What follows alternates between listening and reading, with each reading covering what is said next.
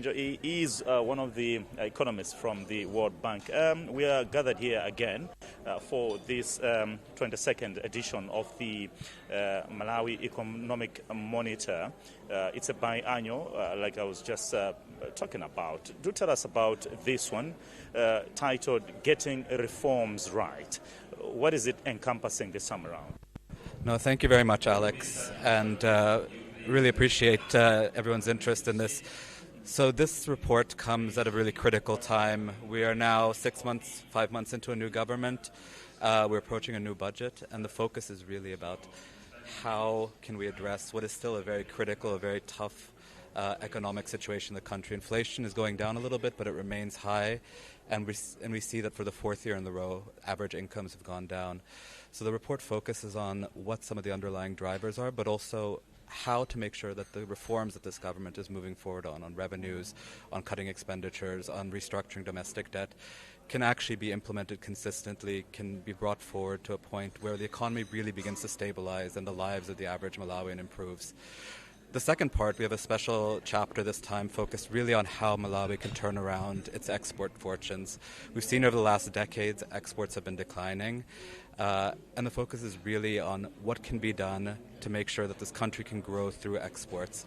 A lot of the other traditional drivers of growth are flagging, government consumption, aid and others, and now there's a real need to focus on how companies can export more, can export at higher values, diversify the economy, and really help turn this economy around so that it has an export-led focus. And I think this is really the big challenge moving forward. A lot is being done on fiscal consolidation. We'll hear more from the minister on Friday. But I think the question is now, what is the growth strategy? Okay. Talking about growth strategy, what is the projection from the World Bank in as far as economic growth for Malawi is concerned? We heard the president during the State of the Nation address. He projects the economy to grow slightly higher, up to 4.8% by the end of this fiscal year. Are you sharing that growth projection? So, our view is that growth is trending up, but I think our estimates are more conservative. We expect for the year that just ended, 2025, growth to be at 1.9%, and for the coming year, 2.3% of GDP. So I think that is a little bit more conservative. I think the issue is we are at the beginning of the year. The government has it in its hands to achieve higher growth if it actually does many of the reforms it's already embarked on and really pushes to change the growth model of the country. Okay. So we are obviously in a fiscal crisis for Malawi and financial distress. What are the highlights suggesting an economic recovery for Malawi moving forward to as we are expecting the fiscal blueprint to be presented by the Minister of Finance in a few days? Well, so I think the minister has made clear that he's focused on fiscal consolidation, and I think that is exactly the right focus. There has been, over the past years, among the highest budget deficits in all of Africa in this country, and it's really about turning that around by collecting revenues in a fair way, not taxing the overtaxed middle class and poor, but really focusing on some of the areas where there is additional revenue to be gotten, but also cutting unnecessary expenditures. We see a huge amount of waste and efficiency savings that are possible in the way that the government operates, on the SOE side, on certain subsidies, reducing a lot of the risks of bailouts. And I think that's kind of the direction the government has been going, and I think our hope is that the indications from the mid-year budget are carried forward in the FY27 budget as well. Angel, listening to you now, it seems to me you're spelling out what it was the public finance review that you presented in December. Should we say government is ticking the right boxes in as far as the public finance review you presented is concerned? Because you did say that government should ease on taxing Malawians, cutting down on the expenditure, and of course consolidating fiscal deficits and all. So I think we're still in an early stage, and a lot of the indications are positive, right? I think there's more that can be done on the tax side, especially in terms of eliminating expenditures, less about increasing rates, but really getting rid of a lot of the exemptions. Sorry. And then on the other hand, I think the debt restructuring is also a positive. step in the right direction if it's carried out effectively. So I think the question, as always, is about implementation. Well, will it be carried forward over not more than a few months, but over several fiscal years? And I think that's what we're looking forward to seeing and hearing from the minister. All right. And just one more thing. In addition to that, right, you can do a lot on the fiscal side, but it's also important to have a growth agenda, right? What would be done on trade? What would be done on competition? What would be done to make it easier for businesses to operate? And I think that's really critical as well. All right. Thank you so much. Thank you. All right. That's Jacob Benja. He is a senior economic analyst from the World Bank. Nimafunaso tingozukuta pang'ono nkhani yokhudzana ndithu Malawi Economic Monitor. Iyi ndi tingati nsanamira kapena kalondolondo amakhala ngati muuniso wa chuma cha dziko la Malawi. Pano tabwera chifukwa choti bank yayikulu pa dziko lonse World Bank ikhale ikufotokoza mene chuma cha Malawi chitayendere kuno ku Malawi panopa. Tikunenanso kuti ku msonkhanowu umakhala ndithu kawiri pachaka. Malawi Economic Monitor mlozo umenewu kaununa ameneyo amabwera kawiri pachaka. Ndimafuna ndayitane Anwar Musa. He is a country economist, ndi mmodzi mwa akatswiri za chuma ku World Bank kuti atizukutire ndondomeko imeneyi ya Malawi Economic Monitor. Musa modzuka. Tasukatuka ino. Ndithu ndimayankhula ndi tikhozo Jacob kwa Malawi omwe akutitsatira pa kanema wathu wa Zodiak komanso pa wireless ni masamba athu anchezo. Kodi Malawi Economic Monitor ndi chani chifukwa timaona kawiri pachaka mukutuluka ino a World Bank? Malawi Economic Monitor ndi analysis imene timapanga ife imene mwanenera pawiri pachaka. Cholinga chake chimene timafuna kuona kuti kodi miyezi 6 yapitayi chuma chayenda bwanji dziko, komanso osati kuti miyezi 6 yomwe, komanso kunena kuti matrend akuyenda bwanji. Tikapanga choncho ndi timakhala ndi tikangana mavuto amene taona timapeka ma recommendations kuti mwina boma litakoza zitakutani zitakuyenda bwino. Komanso additionally yonse timakhala ndi special topic malinga ndi nthawi imene tayione kuti chinthu ichi ndi vuto lalikulu chikufunika kuti tichiyunikire kwambiri. Ulendo uno taona monga unonse mmene mukuziwa unoko Forex kumalawi kuno ikuvuta. Andi chifukwa chimene Forex ikuvuta chifukwa choti dziko la Malawi sitikupanga tusa katundu wakupita kugulisa katundu kunja.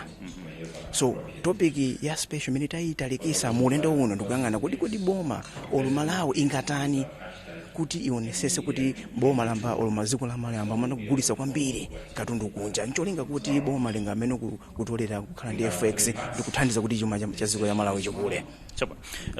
China chimene chimatuluka mu Malawi Economic Monitor kapena milozo ya kaunono wa chuma imene chikuyendera kuno ku Malawi ndi kakulidwe ka chuma, economic growth projections.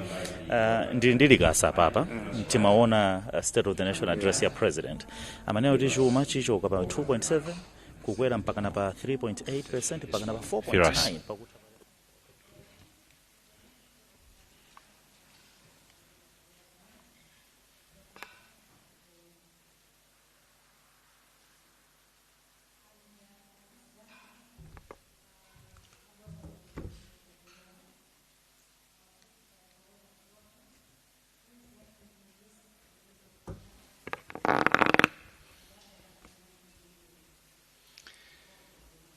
Our guest of honor, Honorable Joseph Wanamveka, Minister of Finance, Economic Planning and Decentralization, Honorable Edgar Tembo, Deputy Minister of Industrialization, Business, Trade and Tourism, RBM Governor, Honorable George Partridge, distinguished panelists and members of the diplomatic and development community, guests and colleagues.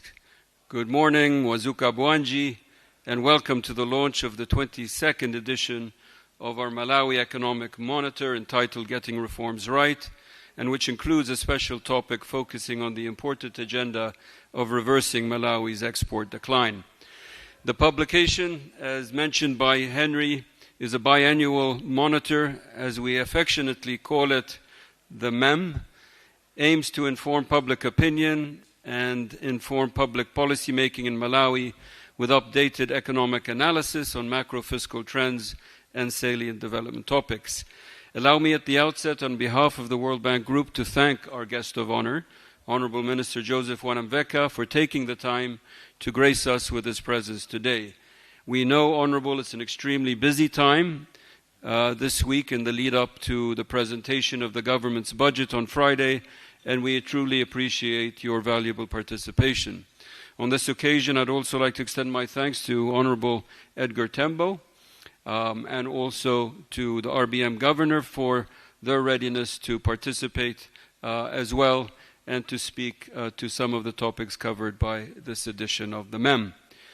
Honorable Minister, Deputy Minister, RBM Governor, distinguished guests and colleagues, the publication of this MEM comes at a pivotal moment for the country's economic reform and recovery agenda. The new government, under the leadership of His Excellency Peter Mutharika, since October 2025, has initiated important steps towards stabilizing Malawi's macroeconomy. It has undertaken reforms to restore spending discipline, to increase domestic revenues, and to reprofile domestic debt, with the overall aim of lowering inflation, stimulating investments and exports, boosting growth, creating jobs, and placing this country on a path out of low-income country status and towards achieving greater economic prosperity for all Malawian nationals. Getting these reforms right, as well as others, to help the country recover from a severe economic crisis and to restore economic growth along a new development path will require difficult policy choices, careful coordination, the right sequencing of reforms, and above all, sustained and relentless implementation. To succeed over the medium term, reforms should also be embedded within a medium-term fiscal framework with clear targets. They should be supported with a growth vision for the economy. They should shield the poor and vulnerable from the costs of economic adjustment. And importantly, they should ensure fairness in the distribution of the economic impact, with the higher income groups shouldering more of the burden. As part of this journey of economic restoration and transformation, reversing Malawi's export decline requires urgent policy attention, as we argue in the MEM.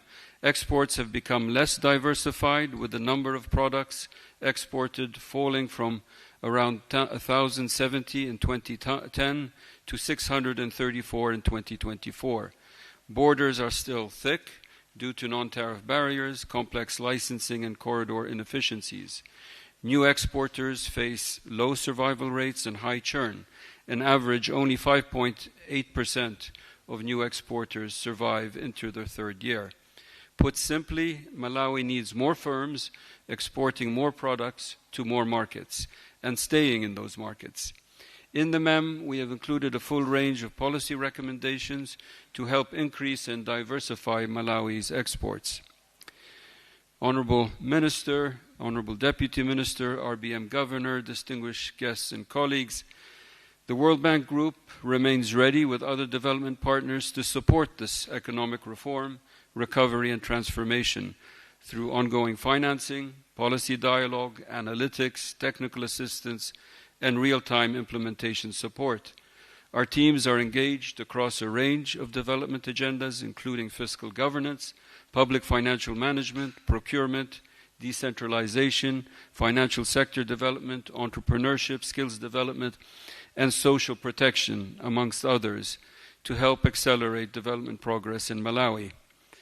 Going forward, it would be imperative for the economic reform, recovery, and transformation process to maintain a sense of urgency. Delay is costly. Each month of elevated inflation, high deficits, and low reserves erodes investor confidence, impacts living standards, and constrains policy choices. Conversely, clear policy actions that are steadily implemented and communicated can shift expectations in positive directions. Households can plan, firms can invest, and development partners can align their support in a timely fashion. Lastly, allow me to give a nod to a very talented Malawian artist, Jimmy Malinga, whose artwork adorns the cover of our MEM report.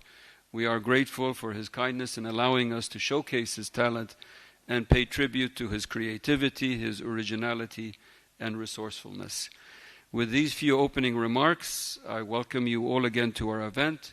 I say a big zikomo kwambiri, and it is now my honor to invite the Deputy Minister of Industrialization, Business, Trade and Tourism, Honorable Edgar Tembo, to deliver his remarks. Honorable.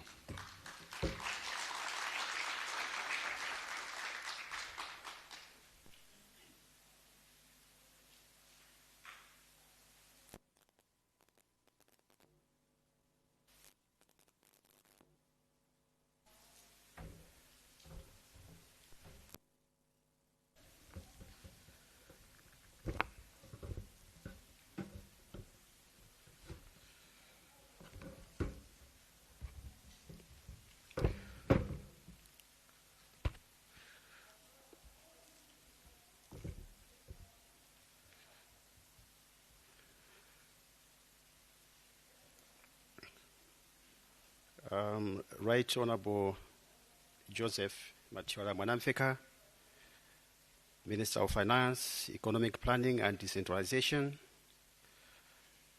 Mr. Fraz Rad, World Bank Country Manager, senior government officials, distinguished captains of industry, development partners, members of the academia and civil society, members of the press, ladies and gentlemen, good morning. It's a great honor for me to participate in the launch of the 22nd edition of the Malawi Economic Monitor under the theme, Getting Reforms Right, with a special topic on reversing Malawi's export decline. Allow me at the outset to commend the World Bank for its continued partnership and for producing an edition that is both analytically rigorous and strategically relevant to the current economic moment. Distinguished guests, ladies and gentlemen, this edition of the Malawi Economic Monitor comes at a decisive time for our country. It does not merely describe macroeconomic conditions, it confronts us with structural realities that demand deliberate and sustained reform. The report underscores that Malawi's economy remains characterized by structural imbalances, a narrow production base, limited export diversification, heavy dependence on primary commodities, and vulnerability to external shocks, particularly to climate-related and terms of trade shocks. The special topic of this 22nd edition, Reversing Malawi's Export Decline, addresses a matter that is fundamental to economic stability. Exports are the lifeblood of foreign exchange generation. When export growth slows or declines, the entire macroeconomic ecosystem experiences. Industrial capacity utilization declines due to limited access to imported inputs. Investment confidence weakens, inflationary pressures intensify, and the space for economic expansion narrows. Malawi's export structure remains highly concentrated. A large share of export earnings continues to derive from tobacco alongside tea and sugar. While these commodities remain important, reliance on a limited number of primary products exposes the economy to global price volatility and changing international demand patterns. Furthermore, the share of our manufactured exports remains modest. Value addition within our border remains limited relative to our potential. We continue to export raw or semi-processed commodities that could, with appropriate investment and policy alignment, generate significantly higher returns through processing, branding, and integration into regional and global value chains. Distinguished participants, the idea, the data presented in the Malawi Economic Monitor shows that export performance has not kept pace with the growth of import requirements. Malawi imports critical goods, fertilizers, pharmaceuticals, machinery, transport equipment, and industrial inputs. These imports are essential for economic functioning. The challenge is, therefore, not to compress productive imports, but to expand and diversify exports to sustainably finance them. Export diversification is not simply about adding new products. It is about transforming production structures. Malawi possesses strong potential in agro-processing, in oilseed processing, dairy, horticulture, macadamia, groundnuts, soya, legumes, and processed foods. There is also emerging potential for light manufacturing and export services. However, scaling these sectors requires coordinated reforms in infrastructure, standards, trade facilitation, access to finance, and skills development. The MEM appropriately emphasizes productivity as a central constraint. Low productivity in agriculture and industry limits competitiveness. Yield gaps remain significant in several crops. Industrial productivity is affected by energy reliability challenges, logistics costs linked to our landlocked geography, and limited economies of scale. Transport costs for landlocked countries are structurally higher. Border clearance times and non-tariff barriers add further cost. These factors directly influence export competitiveness. As such, reducing transaction costs through trade facilitation reforms can significantly enhance export. Distinguished guests, ladies and gentlemen, Malawi's demographic dynamics further underscore the urgency for deeper reforms. With a population exceeding 20 million and a youthful demographic profile, labor force growth is rapid. Productive job creation must expand at scale to absorb new entrants. Export-oriented industrialization remains one of the most proven pathways for generating employment, raising incomes, and accelerating poverty reduction. Countries that have achieved structural transformation did so through sustained export growth, industrial upgrading, and integration into regional and global markets. Export growth enforces competitiveness, stimulates innovation, and incentivizes productivity improvements. Distinguished participants, Malawi is strategically positioned within regional markets. Through SADC, COMESA, and the African Continental Free Trade Area, we have preferential access to large and expanding markets. However, market access alone does not guarantee export success. Competitiveness, quality assurance, consistent supply, and regulatory predictability are equally critical. This is why the theme, Getting Reforms Right, is so important. Reforms must be coherent, sequenced, and sustained. Industrial policy must align with trade policy. Investment promotion must align with infrastructure development. Standards enforcement must align with export promotion. Skills development must align with sectoral growth priorities. Reversing export decline requires action across multiple fronts.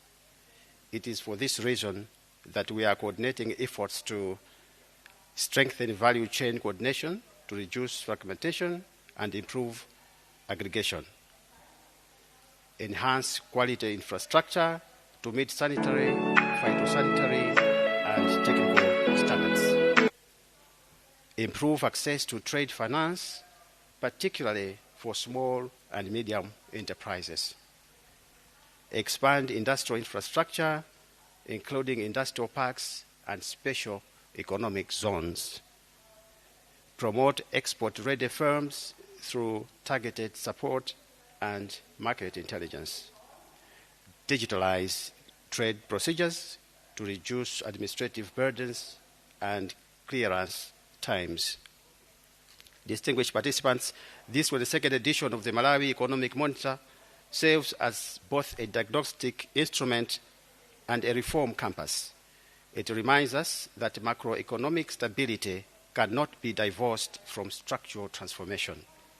Export performance is not peripheral to stabilization, but rather it is central to it.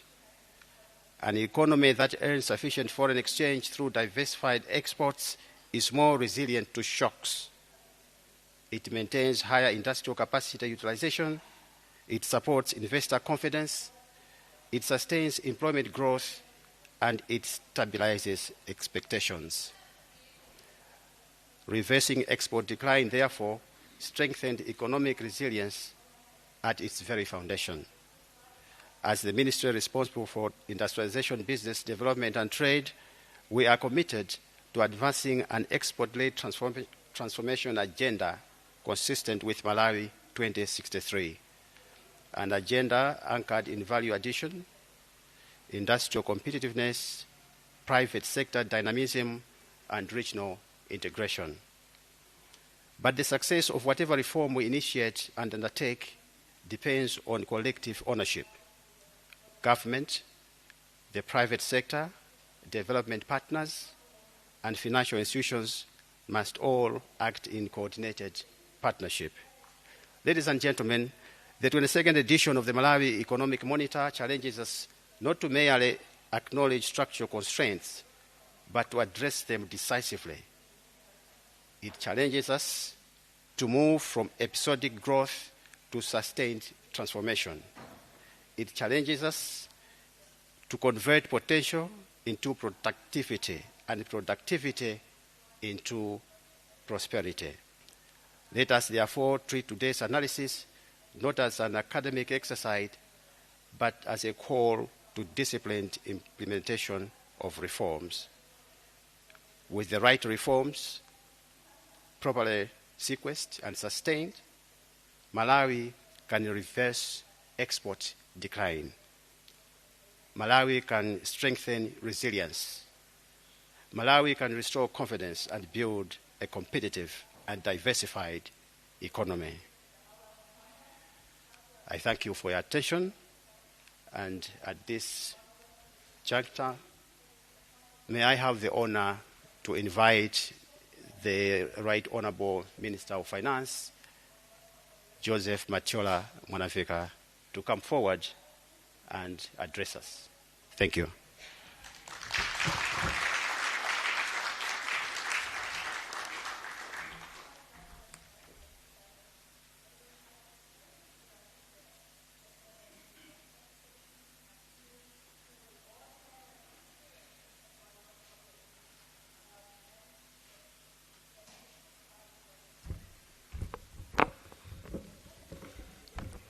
Good morning. We are so quiet.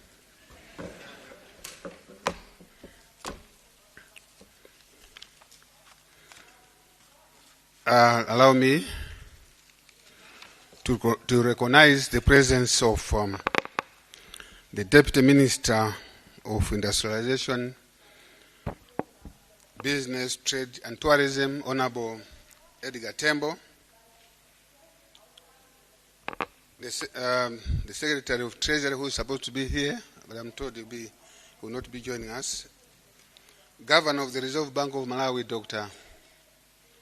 George Patrick, the World Bank Country Manager for Malawi, Mr. Firaz Radi, Your Excellencies, heads of diplomatic corps, the President of Malawi Confederation of Chambers of Commerce and Industry, Mr. Wesley Piri, representatives of the private sector and civil society here present, members of parliament, members of the press, distinguished panelists, ladies and gentlemen.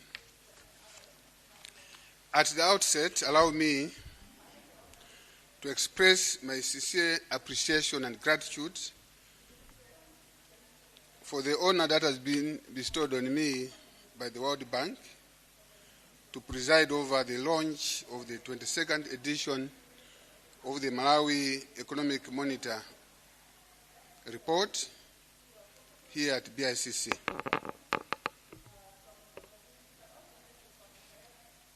At this juncture, allow also me to welcome you all to this very important gathering and assure you that the results of this report will contribute to our journey towards economic recovery. I also like to thank the World Bank team for the report, which is candid, constructive, titled Getting Reforms Right. When I saw this title, I knew it is a message to us. I'm sure it was to us, Treasury, Reserve Bank of Malawi, and trade and industry, and of course other stakeholders. But I want to add as well, because we have said getting things right, with a special topic, reversing export decline. I want to add, slow down on imports and accelerate import substitution. The two have to move together, because if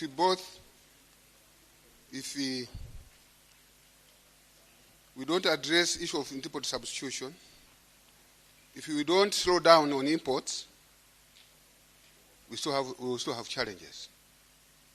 So I want to add as a special topic.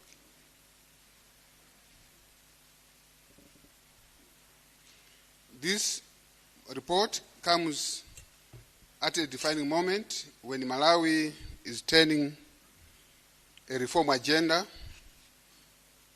grounded in the fiscal discipline and macroeconomic stabilization and a shared determination to lift growth, create jobs, and also protect the most vulnerable citizens. Ladies and gentlemen, the distinctive and thoughtful-provoking title, Getting Things Right, underscores the importance of implementing difficult but necessary reforms with consistency, transparency, and purpose. It also calls for an honest assessment of the current economic realities, careful sequencing of reforms to manage risks and also safeguard the vulnerable, and the establishment of durable policy frameworks that transcend political cycles. Equally, it also emphasizes the need to measure progress, communicate results openly, and enable the private sector to drive growth, while government focuses on delivery of public goods and maintaining a fair and predictable operating environment. Let me now turn to the need for reforms.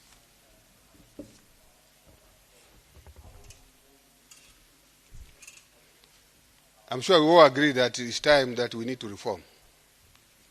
And the time for reform is now. I was just looking at the economic team that we have at the moment.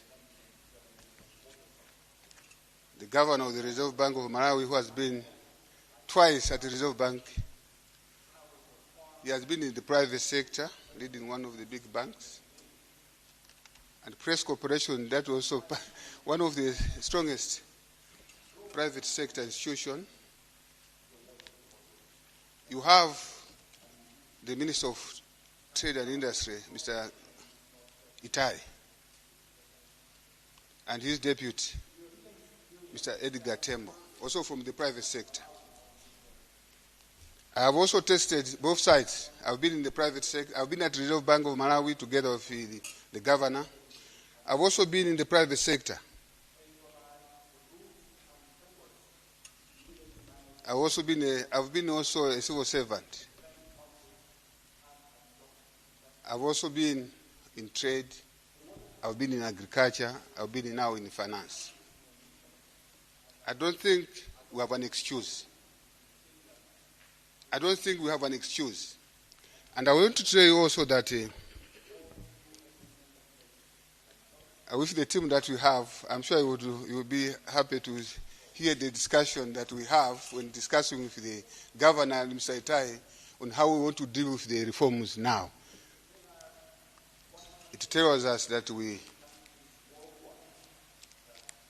I don't think we would have a better team than we have now. And I don't think we have an excuse if we don't do things right.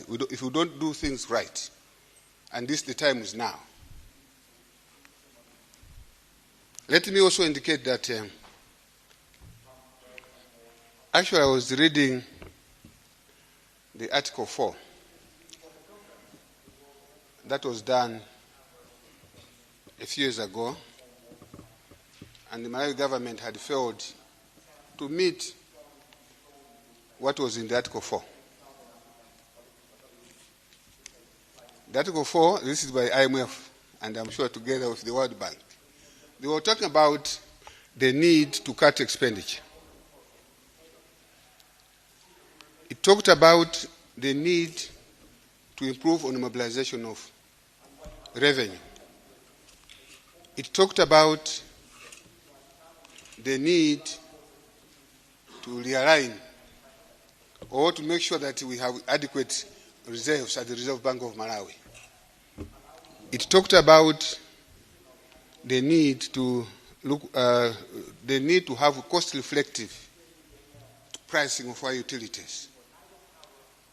It talked about our payroll. All those things. I'm sure you agree with me that the new administration has already started dealing with those issues.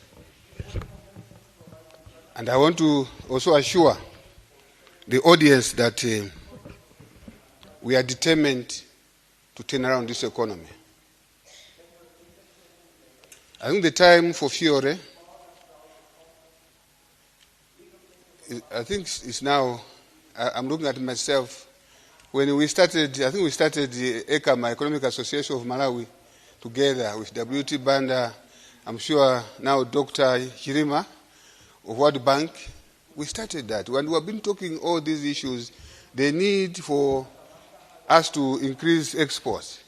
We have been talking about the need for, actually we've been saying that we want to turn Malawi into more exporting and productive than consuming. And that's what we've been saying. And that has been said many times. And I don't know how many times we have had this debate. Should we continue doing that? Or should we continue doing that? If I can count the number of meetings I've had on this discussion, so many, with ECAMA, MEM, Chamber of Commerce. So I want to assure you that the time for reforms is now, and we'll do it. Not only do it right, we want to do it right, faster, efficiently, and timely. That's what to do. Because our president wants to make a legacy. What he wants is this economy to change. And I'm sure myself, the governor, by the way, you are just a minister of finance, a minister of trade just now. We want to be part of that legacy. And I want to assure you that we'll make sure that we'll deal with that. We will deal with this reform. So we'll not only speak about it, but we'll act upon it. And we'll do it as soon as possible. Talking about the reforms, as I've said, I'm sure you're aware that we are also dealing with expenditure as we speak now. Our president has instituted a number of reforms, cost-cutting measures, which we are doing at the moment. At the mid-year, you also saw that we had a number of reforms that wanted to bring more revenue so that we reduce the gap between the revenue and expenditure. We would want to deal with the high deficit that we have, because we believe that the deficit that we have now is not sustainable, and it's time to deal with it now. So we are working on that. We are also working on the macroeconomic fundamentals like inflation and interest rates. I'm sure you are able to see the trend as we speak today. We want to continue on that path. So, what I'm expecting from the next monitor to say thank you, I've done it, what we wanted. I hope that will be possible. Am I right? That's what we are looking for. As I've said, we just want to do it, and we'll do it now. I want to assure you, and some of us who don't sleep day and night, so I think the time for fury is gone. We have the experience, we have the expertise, and we owe everything that we needed to do this. Let me say that government fully recognizes the hardships Malawians are facing, including persistent inflation, shortage of food, foreign exchange shortages, and the resulting pressure on household purchasing power. And because of the high inflation, the disposable incomes of Malawians has been substantially reduced. So this 22nd edition of the Malawi Economic Monitor reinforces these realities, highlighting subdued economic growth, inflation,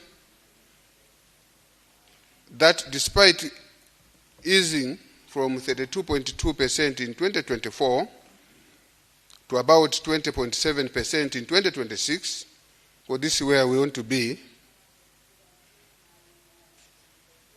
this level of inflation still remains the highest in the region, despite what we are doing so far. So indeed, it underscores the urgency for decisive, coordinated, and disciplined policy action.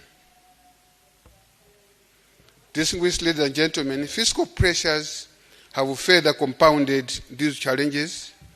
Over the past 3 years, government has recorded double-digit fiscal deficit, averaging 10.9% of GDP, largely financed through costly domestic borrowing at interest rates ranging from 16% to 35%.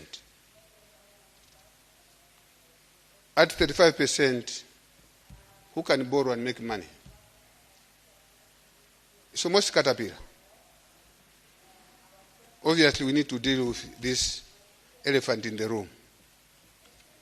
As a result, interest payments now consume nearly half of domestic revenues, about 45%, thereby crowding out critical social spending and private sector credit.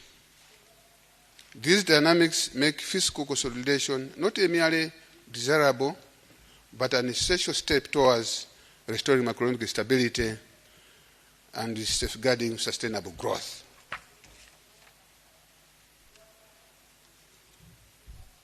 Ladies and gentlemen, as the saying goes, a vision without a plan is just a dream. But a vision with a plan can transform the world. The National Economic Recovery Plan, NEP, that the government has not merely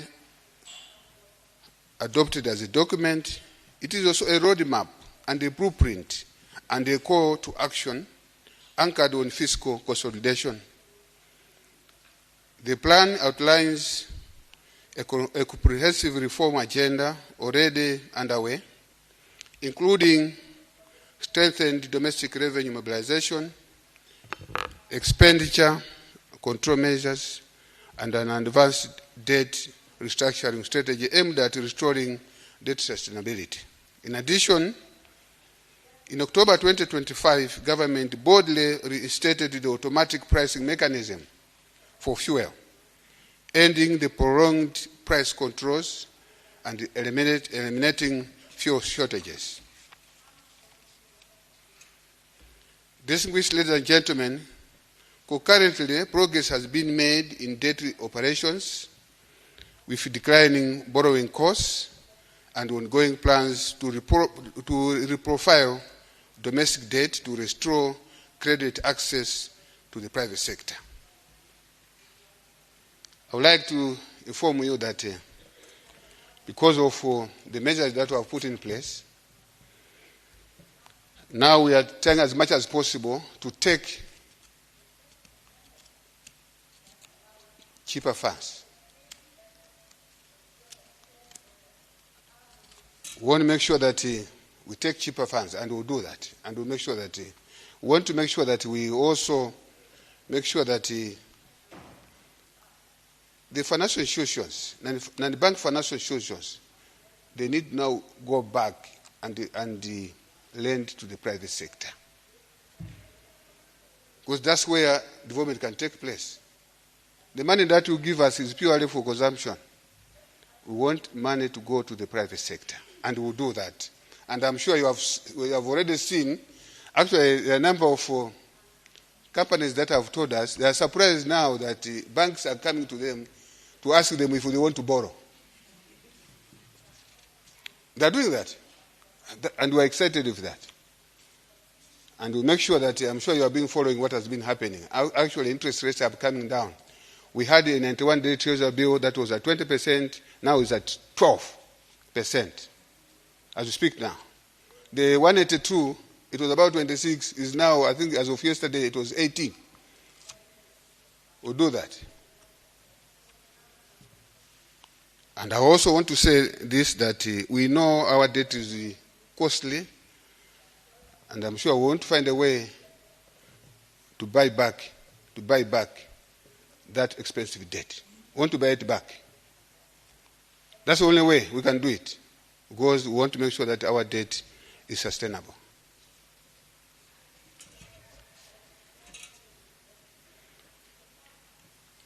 Ladies and gentlemen, government is also tackling initiatives to expand export base, enhance import substitution, and reduce trade balance. Government recognizes that the private sector has great potential to contribute meaningfully to economic growth through MEM. This is Agriculture, Tourism, Mining, and Manufacturing Initiative.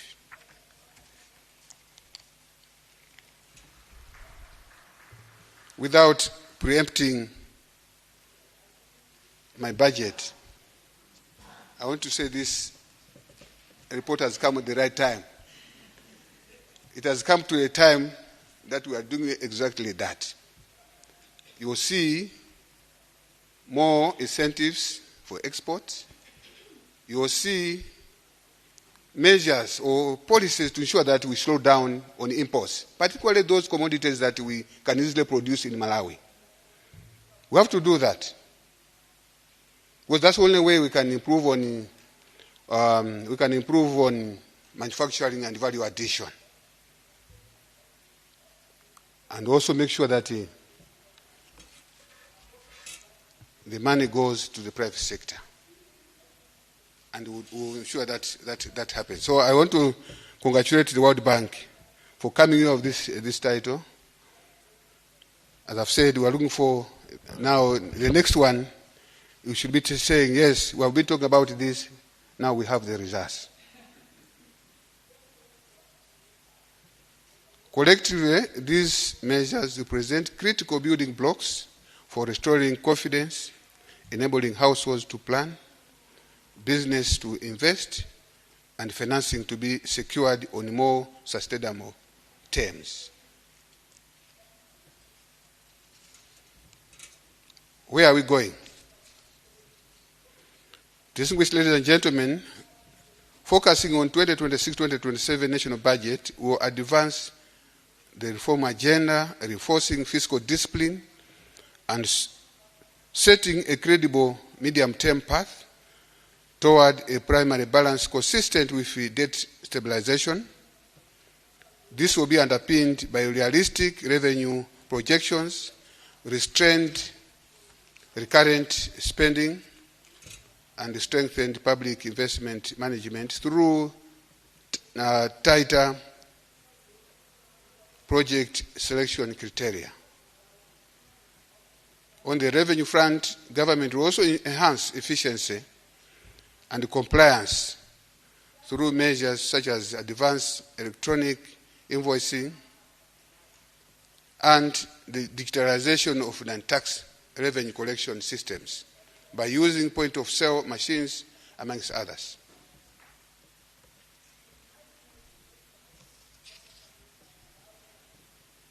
While talking about EIS, I'm aware of the debate that is there. I'm sure we'll have a debate on the same, because I still believe that there are elements that we need to adopt. But I'm sure there will be further discussion on the same and see what is that we can do on this particular system. Distinguished ladies and gentlemen, in the same vein, the economic monitor highlights both risks and opportunities shaping the outlook. The key risks include potential fiscal slippages, persistent external imbalances, climate-related shocks, and global uncertainty. Despite these risks, the recent report also points out to opportunities emerging from prospects of a favorable agricultural season, renewed momentum in mining and tourism, and also easing trade restrictions and progress in debt restructuring. I am pleased to inform you that the 2026-2027 budget goes beyond that short-term stabilization to advance long-term productivity gains with a strong emphasis on value addition, industrialization, and strengthened domestic supply chains. One area perhaps that we needed to do is for us to accelerate exports. I think is for us to have structured markets.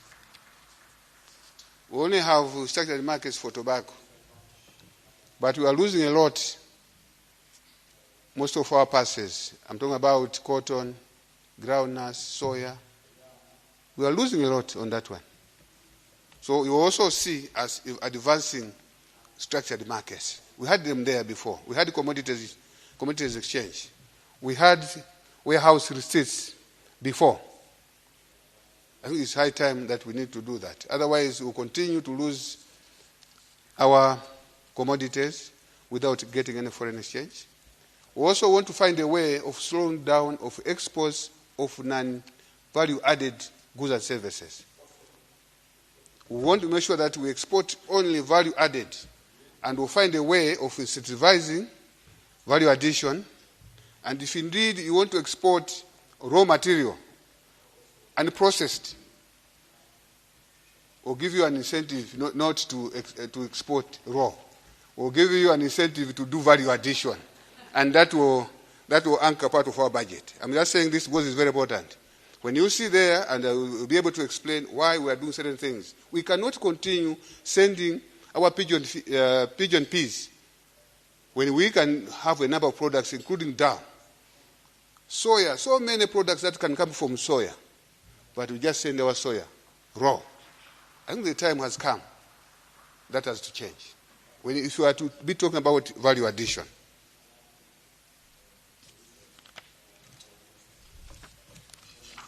Maybe I need to go straight now to conclusion. I think I've said a lot. Let me say that,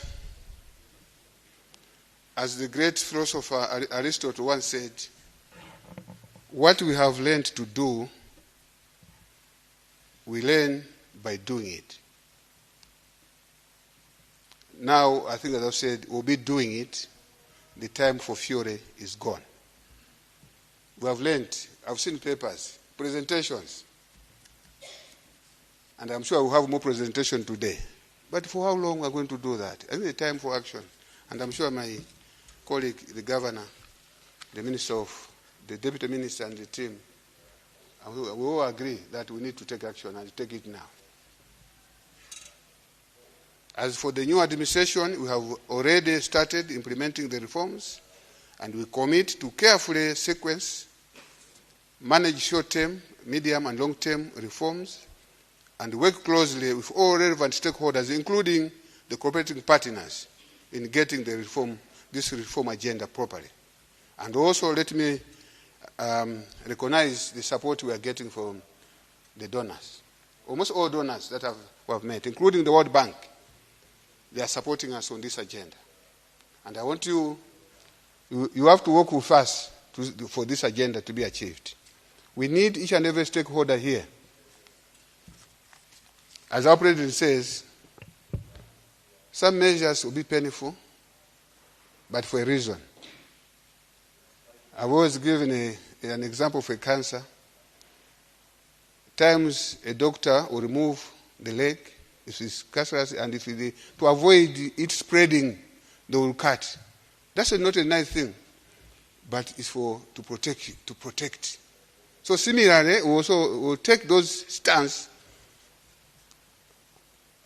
not for bad intention, but for the sake of healing this economy. And we have to do that. With these remarks, I don't know whether I should say a few remarks. It is my singular honor to officially launch the 22nd edition of the Malawi Economic Monitor. Thank you very much for listening. Thank you very much. Yeah.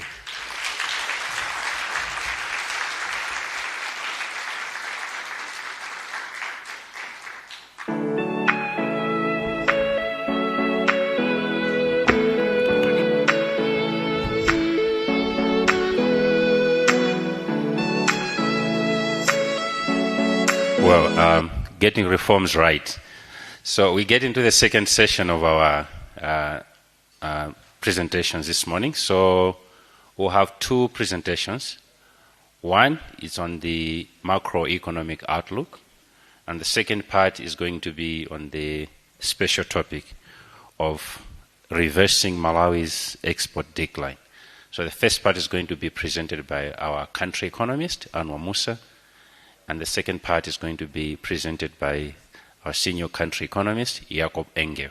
So at this moment, let me invite you, Anwar, to come in front, take us through on the first part, and thereafter, Jakob is going to take us on the second part.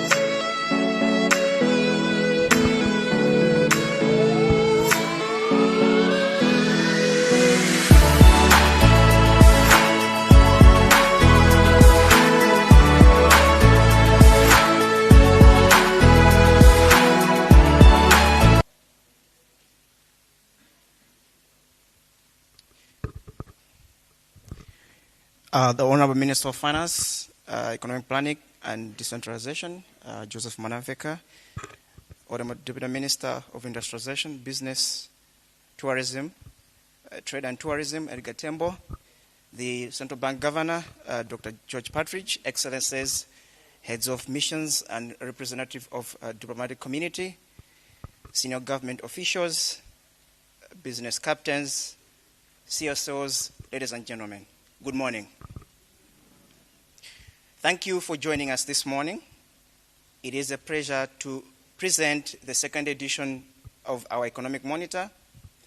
This report offers timely assessment of recent economic developments, emerging trends, and key risks and opportunities shaping the outlook.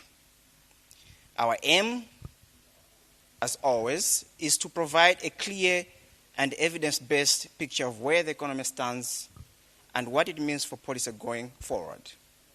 As a special topic, and as you know, in this edition, we focus on how the country can reverse export decline. We hope this will serve as a useful basis for discussion, and we look forward to your questions and perspectives.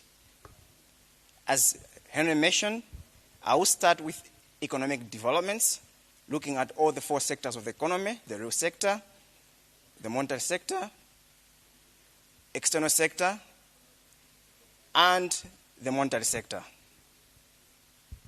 And my colleague, Jakob, will present on the special topic.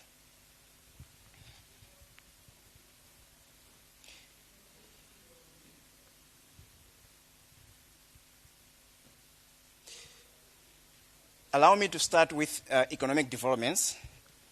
But before I go there, let me look at the key messages of this report. Number one, we argue that the economy remains fragile.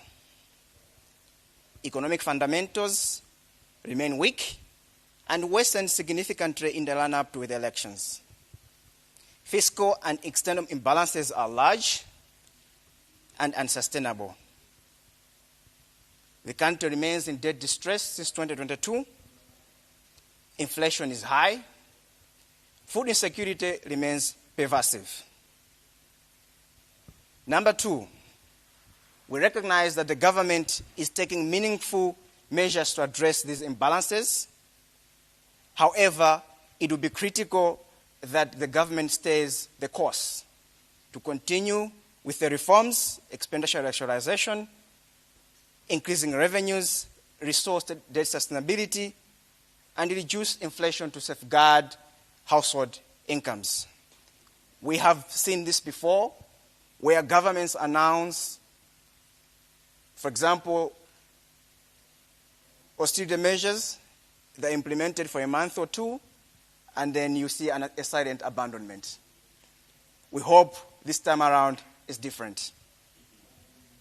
For us, the upcoming budget can lay a foundation for a credible medium-term fiscal consolidation plan. Third, accelerating investment and growth needs to be prioritized. Our view is that broad-based and sustained recovery requires an integrated reform package. Whilst focusing on macroeconomic stabilization, structural reforms have also to take center stage. The private sector has to take a meaningful role, as it were, as an engine of growth. We have seen over recent years where the government has spent a lot running some of the highest fiscal deficits in the whole sub-Saharan Africa, but that never translated to growth. That points to the fact that you need the private sector. It is only a way that the economy can grow sustainably and we can attain sustainable growth. And of course, push for exports while at the same time protecting the poor. So let me move to the current economic situation. I'll begin with the real sector. We estimate that the economy in 2025 expanded by 1.9%, which is a modest increase from the 1.7% that was registered in 2024. However, with a population growth rate of 2.6%, in per capita terms, it means the economy shrunk. And this is for the fourth consecutive year. This modest growth was buoyed by modest recovery in agriculture, but industrial growth remains constrained by acute Forex shortages. Services remain resilient, supported by strong ICT, food and accommodation, and financial and insurance activities. On the expenditure side, growth was driven by consumption, reflecting an election year spending, whilst you see on the graph there, net exports and investment remain subdued. Weaknesses in agriculture persist. Food insecurity remains widespread and prices elevated. Though recently informal and G2G imports are currently alleviating the situation. Despite years of high spending on federal subsidies, the results have been limited. Maize yields have averaged 2.1 metric tons per hectare, below the 4 metric tons per hectare National Adaptation Plan target, and far below the 10 metric tons per hectare potential.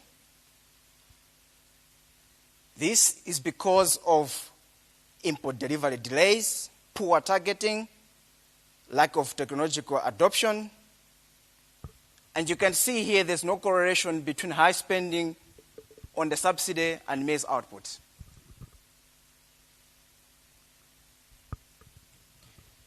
Private sector performance has deteriorated.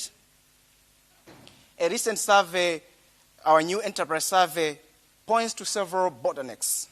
Number one, weak firm performance. We note that in real terms, growth in sales is just 3%. And only 6% of firms are involved directly in exports, and that productivity lags regional peers. The business environment challenges,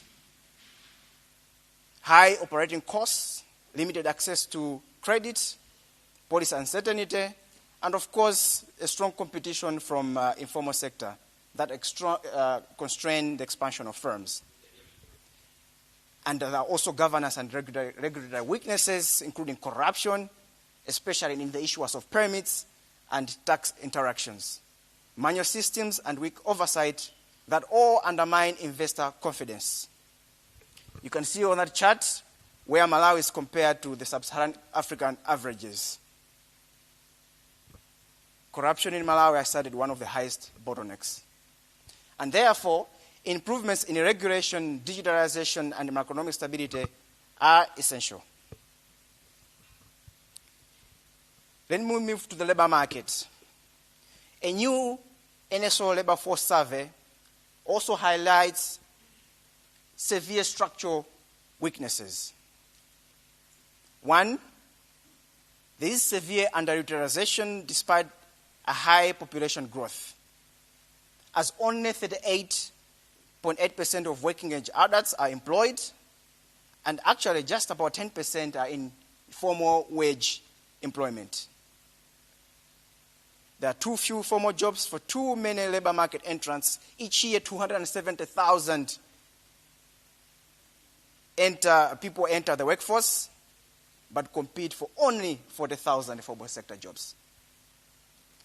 Young, rural, and low-skilled workforce, 60% are youth, and 58% have only primary education. And here, you can see that labor force participation lies sharply with education, the so-called gains from returns to education. This basically limited transformation of the economy, as only about 39% of all employment remains in agriculture, and only 3% in manufacturing. Beyond this, there are also regional disparities. The southern region performs the worst in the country. Again, there are also gender disparities where the gender gap is still existent, and you also have the urban and rural disparity. Therefore, there is an urgent need for productive job creation, education and skills, investment, and economic diversification to absorb rapidly growing young workforce. Let me move to the monetary sector. Inflation is moderating, but as the Honourable Minister mentioned, remains high. Inflation averaged around 28% in 2025, way above the medium-term inflation target rate of 5%, and way above any regional number that you look at. This inflation is being driven in part by high money supply growth to finance large fiscal deficits. You can see the chart there where all the M2, which is the money in the economy, the pink is the money that goes to the government. And you can see tiny dots that goes to the private sector in green. So virtually all the money in the system goes to the government. And of course, as I mentioned, significant inflows of maize from neighboring countries have reduced pressure on food prices. That chart you see where import potato prices mirrors the retail prices. Let me now move to the fiscal sector. Fiscal deficits have averaged around 11% of GDP since 2022. Among the highest in sub-Saharan Africa, only second to Senegal. They have been driven by rigid expenditures. This is interest payments, subventions, wages and salaries for civil servants, and pensions and gratuities. And of course, we also observe perpetual expenditure overruns where budgets are not adhered to. We see upward revisions at mid-year and upward revisions again at the end of the year. However, regional experiences and Malawi's actual performance in the past show that turnaround is actually achievable. If you look at this chart, where of a number of countries, you can see the shaded one, the blue one. So Malawi, between 2010 and 2019, ran fiscal deficits of around 3% of GDP in line with the SADC convergence criteria of 3%. But between 2022 and 2024, the deficit shot to nearly 11% of GDP. So Malawi has done it before in the past.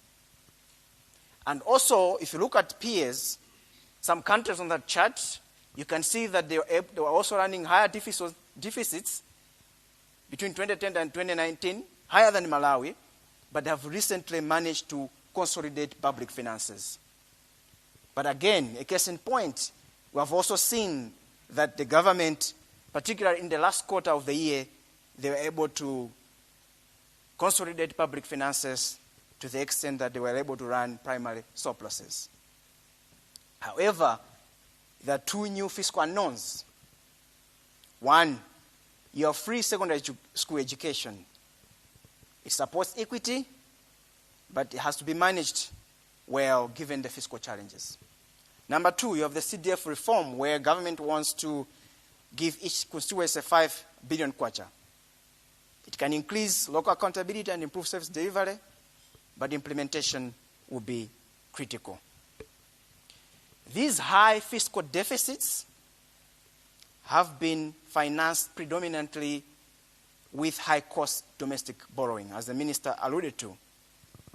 Our debt, the country's debt levels, you can see the trend that in the early 2000s, the debt to GDP ratio was above 100%.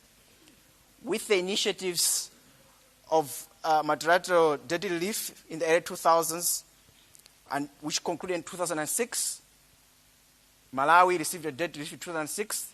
The debt to GDP ratio was substantially reduced to around 20%. But over time, debt has increased significantly and now mirrors those levels. This time around, that debt, that borrowing is largely domestic, as I mentioned, and high cost, and has got implications. As you can see, interest payments have grown significantly to around 7% of GDP. The interest budget currently is the single biggest line in the budget.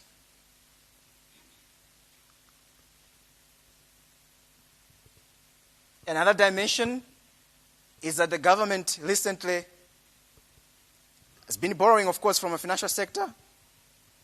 At higher rates, you see the bars, those are averages of the rates. So you look at all TBs at around 21%, and all TNs averaging around 32%. Very expensive borrowing, as the minister alluded to. Another dimension is that recently the RBM has been the biggest buyer of these debts, which can complicate the financial sector and expose the financial sector to significant risks.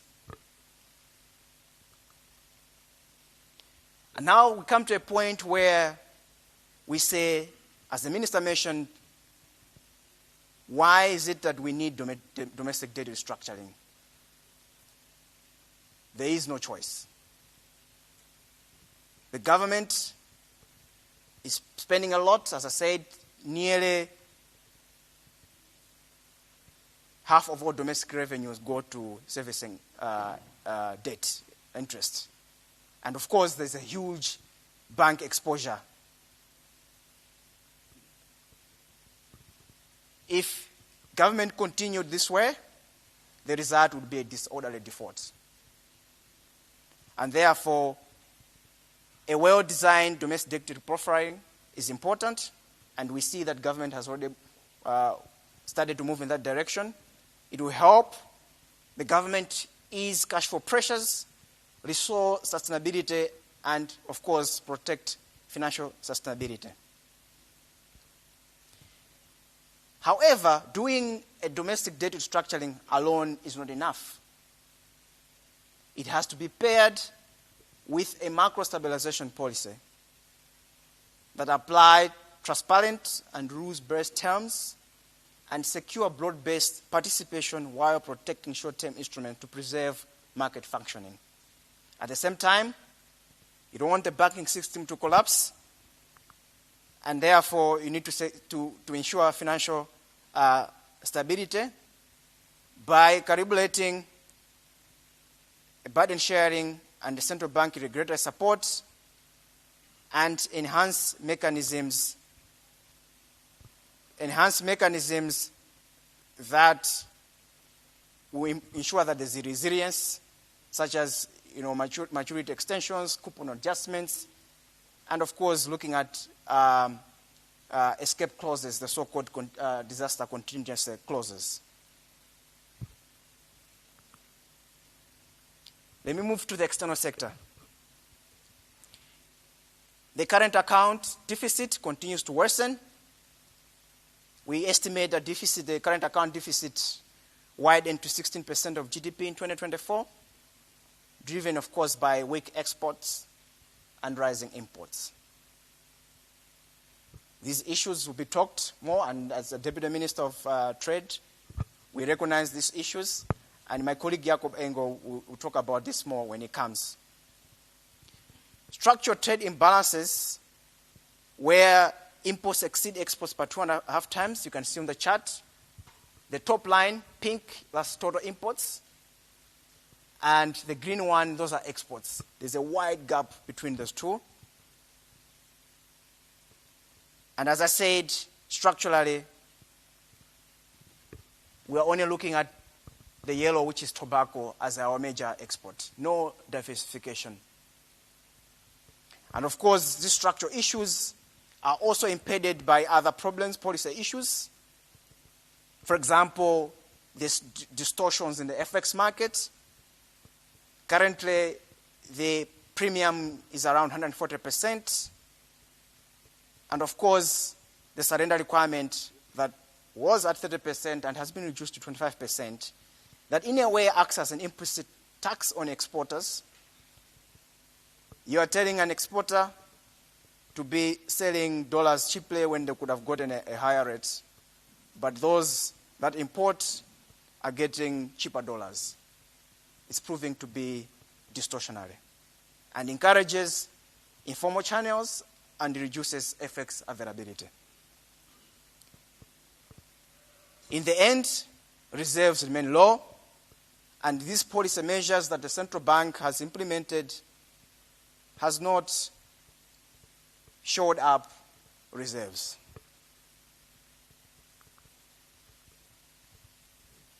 As you can see there, gross reserves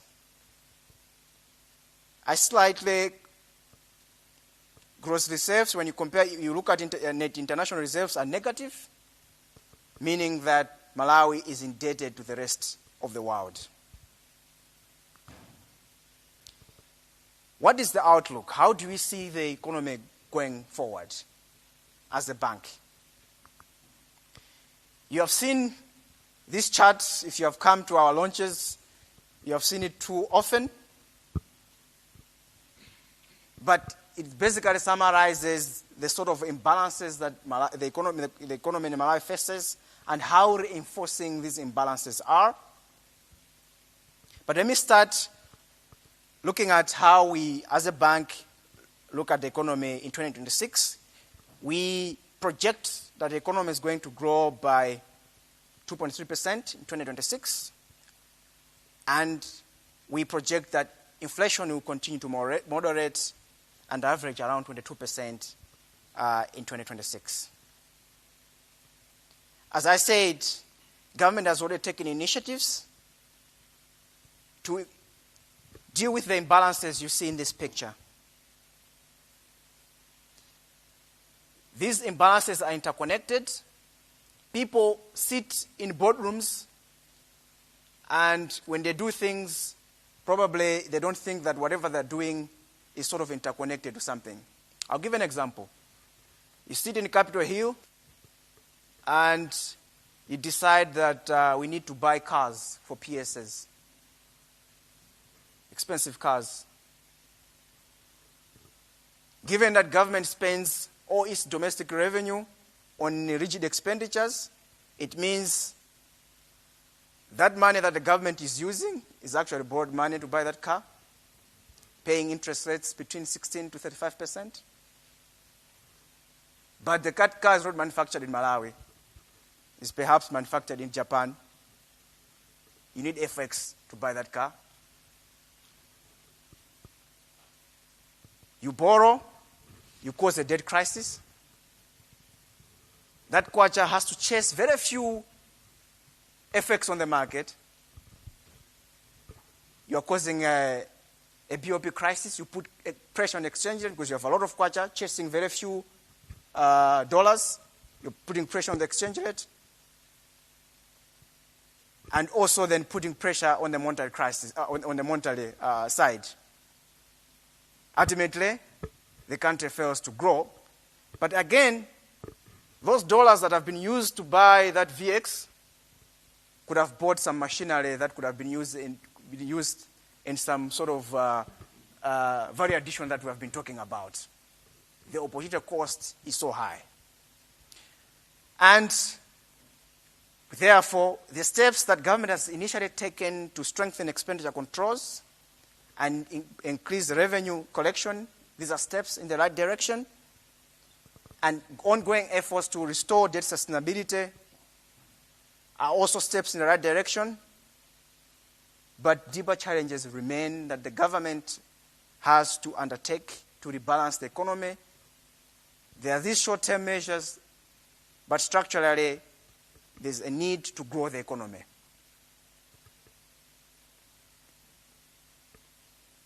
Beyond this positive outlook of GDP, there are some downside risks.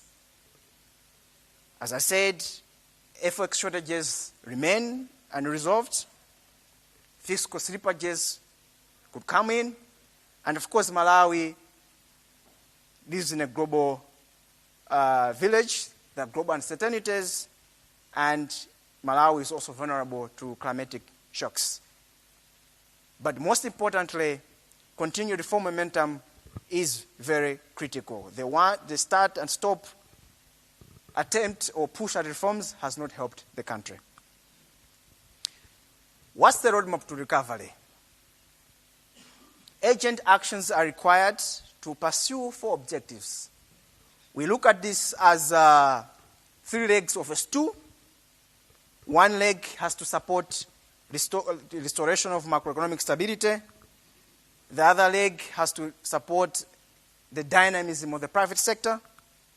The other leg has to improve service delivery and build resilience. And the fourth leg has to strengthen critical infrastructure for growth. Let me turn to each one of these. Restoring macroeconomic stability. We encourage the government to keep on pushing reforms to increase revenue mobilization, but not to tax the poor more, but reducing exemptions that are in non-food, as well as remove exemptions that privileged individuals have. Revising the tax code and implementing the electronic invoicing system. Continue and finalize the debt restructuring so that debt sustainability and fiscal sustainability can be reattained. And of course, resolve the foreign exchange crisis. We do not say that the government should just devalue the currency in a vacuum. We encourage the government to implement well-sequenced reforms, exchange reforms, that improve investment climate by increasing Forex inflows and reduce import dependence. Some of the things that the Honourable Minister already alluded to. Enabling private sector dynamism. Ensure that food security is achieved. Food insecurity has been a key issue in the past years in Malawi, but that cannot be achieved by subsidies. As you saw that graph, there's no correlation between high spending on subsidies and output. But shifting agriculture spending towards critical or productive investments, advancing land registration and tenure reforms, and of course, establishing predictable evidence-based agriculture trading and pricing policies. Increase and diversifying exports by phasing out surrender requirements and bolstering trade facilitation reforms. Lastly, under this pillar, unlock the potential of the mining sector. Government needs to clarify its state equity capitalization in the mining company, and of course developing a standardized template for MDA mining agreements, mining development agreements negotiations, not to have different agreements with different companies. There has to be some sort of template. Third leg, improve service delivery and build resilience. Deliver improved services through decentralization by actually approving long overdue reforms in the fiscal transfer formula and ensuring the current CDF reforms are based on robust legal architecture and implementation is performance-based and not political. Reform social protection system. Whilst the government is implementing difficult and necessary reforms, the poor have to be protected. But there are reforms that have to be undertaken. Currently, the social protection in Malawi is donor-driven and therefore unsustainable. So the government has to undertake necessary reforms, and one of the ways is to also pass the Social Protection Act. Lastly, strengthen critical infrastructure for growth. You cannot have mining when you don't have power. So the government has to increase power generation, and we encourage the government to fast-track some of the going rehabilitations, including the Kapichira and Nkula, and allow some of the independent power producers to sell to the Southern African power pool, where also the potential for generating FX could be available. And lastly, under this pillar, enhance efficiency, resilience of the road sector. Now that the government has reinstated the automatic fuel adjustment mechanism. Good morning. Honourable Minister, Deputy Minister, esteemed guests, Governor. In the interest of time, let me ride on principles protocols previously observed. So I think a big focus these last few years has been the fiscal imbalance, but I think we want to turn our attention to the other big imbalance in this economy, which is the trade deficit. And specifically, we're asking in this special topic chapter, how can Malawi's export decline be reversed? Now, I think the premise for what we are arguing here is that Malawi's development prospects depend on increasing investment and exports. The domestic market is too small, incomes are too low to drive growth. Therefore, it's necessary to export to the 8 billion customers around the world that have higher incomes and can really support also the productivity of local firms.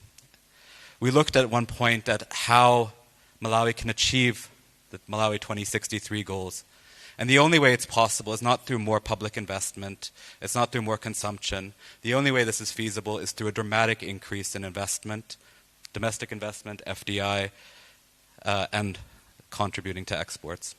Of course, this also has a lot of incidental benefits. You don't export for the sake of exporting. You generate Forex, you, in a sense, create buffers in the economy, you diversify, you create resilience, you support productivity growth, and also it has fiscal benefits. You have more tax revenues, you don't need to subsidize as much, and it creates a lot of quality jobs. So I think you've seen a lot of figures today. I think this figure in many ways is probably the most important trend we have. We see Malawi's exports declining over a sustained time period from being relatively close to the low-income country average to being far below it. Exports as a share of GDP have fallen significantly. The country now imports at times as 3 to 4 times as much as it exports. And this is still highly dominated, as I'll show later, by tobacco. And that significantly creates risks in terms of changes to commodity prices that could then impact expectations around the balance of trade. So we try to understand in this chapter the key dynamics around this export decline, why it happened, and what can be done to reverse it. And there's a lot of technical work that was done here, led especially by colleagues at the University of Cape Town, and us drawing on MRA microdata over the last 15 years, as well as extensive interviews with current and former exporters. So Anwar showed you one vicious cycle already. This is another one. We see here essentially what the interaction between macro policy and trade outcomes has been. In recent years, we've had macro imbalances, growing instability. That has led to a focus on trying to protect what is already there, a lot of distortive policies, and of course, Forex rationing. That makes it difficult for exporters to access the inputs they need to produce, and also makes it hard to attract investors in an economy like this. All that means is that there's insufficient investment in skills and capital and logistics, and that further then leads to a lack of export growth, lack of diversification, a worsening resilience against shocks, and that further then worsens the macro imbalances in the economy. So there's 4 main kind of dynamics, stylized facts I'd like to focus on in looking at this export decline. Anwar already showed you this figure, but I think the important point here is just to look at the green bar and see what a small share of growth is really driven by net exports. A lot of it is consumption, very little is investment, and very little of it is exports. And this is a market change to the period before 2020, when a lot more growth was driven by exports. Now, Malawi was not an export powerhouse, but this decline over the last 5 years has been quite striking. Second point is that exports have become less diversified. You see here, going back all the way to 2006, that tobacco's share in the export basket has remained virtually unchanged. Arguably, it's even increased a little bit. We see the rest made up by raw agricultural materials, a very, very small bit by manufacturing, and this red bit up here is Kaila Kera, the first time.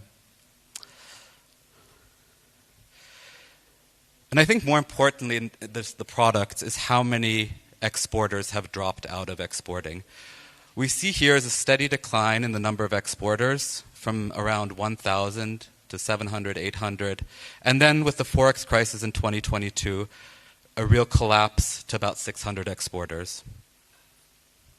And so these are all producers, employers throughout the country that are no longer exporting. So overall, we see that the country has too few exporters or exporting too little to too few destinations. As I mentioned, there are almost 1,100 exporters from 2009 to 2012. In the most recent year, less than 700. And this is a very unusual trend. In almost all other economies, we see exporters and exports increasing. Malawi has 3.2 exporters for each 100,000 Malawians. The average African country has over 28. And also the exporters that currently trade, that currently export, almost half of them export a single product to a single destination.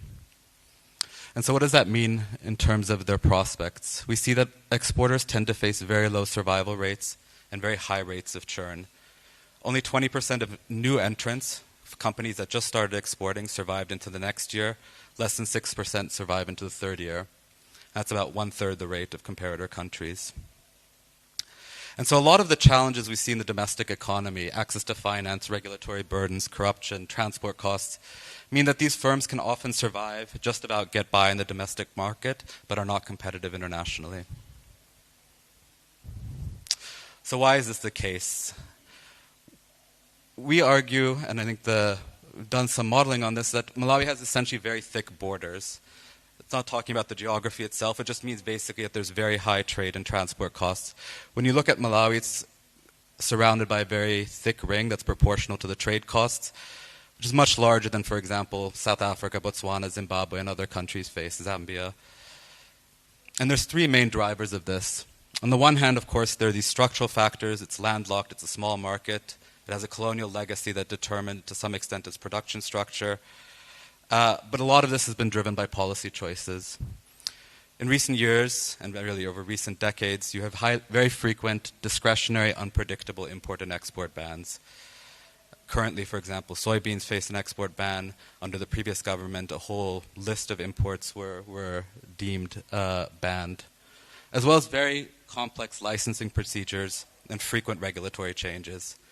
So to take one example, what the licensing process looks like for a relatively large exporter, you see 7 different steps from MRA to the MBS, Ministry of Agriculture, Ministry of Trade, back to RBM, Ministry of Trade again, requiring numerous documents, creating opportunities for all kinds of facilitation payments, and often resulting in the fact that exporters have lost their customer by the end of it, that more competitive companies in Mozambique, in Tanzania, in Vietnam sell to the same exporter and don't require this whole process. And often, because Malawi sells a lot of perishable goods, over this time period the goods will rot, and thereby the exporter will lose their contract. The second issue is really on the hard infrastructure, the border and corridor inefficiencies, both in Malawi and then as it gets to the port in Mozambique and South Africa and Tanzania. There's often requests for informal payments, long border delays, transporters face crime, and you have bad roads on all sides of the border.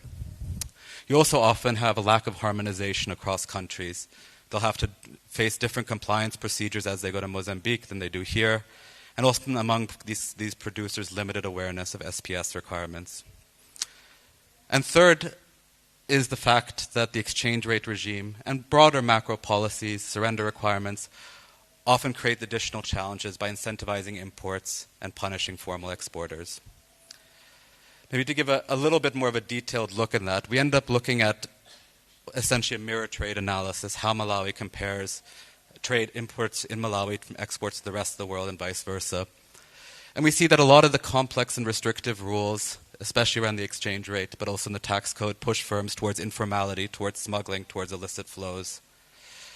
We find in the data systemic evidence of misclassification that is indicative of fraud, and large-scale discrepancies that suggest that there's misclassification, smuggling, misreporting, and origin fraud. These tax gaps also strongly correlate with tax burdens, a very complex tax code that makes it easy to misclassify, as well as significant exemptions. And all these abnormalities point to revenue potential as high as 200 million in 2023. It's really the upper bound, the potential. Some of this might be clerical errors. But overall, you find gaps. The negative gap, imports in Malawi are below exports from the rest of the world and vice versa, likely due to undervaluation, misreporting of weights, undeclared imports, and so forth. A positive gap that may be due to misclassification, tax shifting towards low tax positions, transfer pricing, capital flight. We have orphan imports, imports in Malawi that were never actually exported formally from the rest of the world, and orphan exports, exports from Malawi that were never declared in Malawi but are received somewhere else. And gold is always a big part of this. So all of this adds up to an upper bound to about 200 million or 40% of revenues, of duty revenues.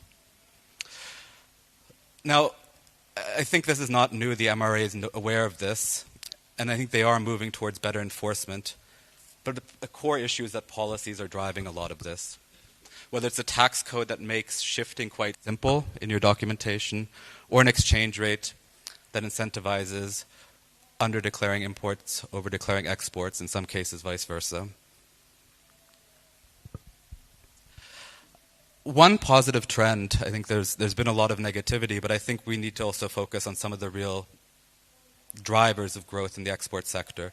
Some value chains have shown significant promise, with leading firms active in some of the following: groundnuts, macadamia, soybeans, making significant investments to not just build raw material production, but export a large part of the value chain. In groundnuts, we've seen tobacco companies lay the groundwork to build an vertically integrated value chain. Malawi's become a macadamia exporter at a large scale, the 6th largest globally in 2024. Soybeans have probably become the most dynamic, vertically integrated value chain, with over 300,000 tons of production, but in part because of the export ban, because of agronomic shocks, that's declined in recent years.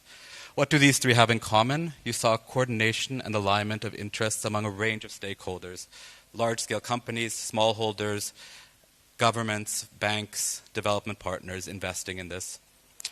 Government played a critical role, but did not control the entire value chain. It provided policy support, it was facilitating, it did not overregulate. And finally, patience was critical in these cases. Success did not happen overnight, and there was a need to make sure that investors were willing and able to stay for the long haul. In all three value chains, you've had some disappointing results in recent years, and that shows the fragility of a lot of the investments that have been made, and also the fact that better macroeconomic conditions, better policies, can help address some of the challenges these value chains have faced. So finally, to improving customs procedures and trade facilitation. And this really means moving away from the system of import bans, export bans, to having a transparent process in line with SADC and COMESA procedures that follows also the Control of Goods Act. Fully implement some of the trade facilitation commitments under the AFCFTA. That could massively increase exports by about 34% relative to just implementing the tariffs. Scaling up digitalization in the border, also removing a lot of the opportunities for fraud and corruption, and reducing the number of borders at the agencies from 13 to 6, which is currently in progress. Now, a core issue, which Anwar has already alluded to, is the issue between alignment of macroeconomic and trade policies. Often these work in conflict to each other. A key example here is, for example, the surrender requirement. Secondly, maybe the elephant in the room, the unification of exchange rates. Currently,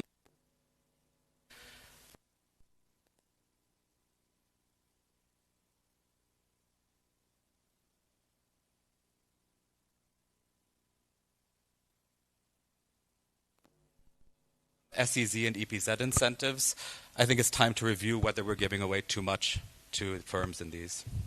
And fourthly, strengthen competition, move away from a lot of these price controls.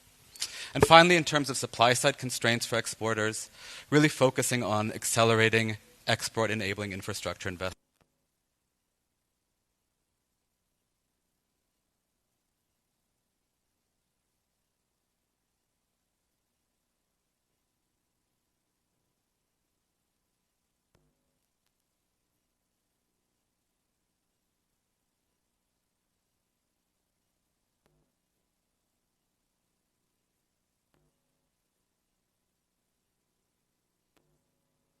The most exports and the most Forex. So I think with that, I thank you for your attention. It concludes the presentation of the 22nd edition of the Malawi Economic Monitor, Getting Reforms Right. And I'd also like to take this opportunity to thank everyone involved in producing these reports every 6 months, both on the World Bank side, but especially the many counterparts in government, many seated here today, who share data, who share insights with us, and have continued doing so even when they didn't agree with our findings, they didn't agree with the tone. We don't take it for granted. And I'd also like to express our appreciation to senior representatives of this private sector, civil society, academia, and other parts of society who, as in past editions, have trusted us with their candid insights. So with that, let me pass the word to Henry to introduce our panel moderator and panelists. Thank you.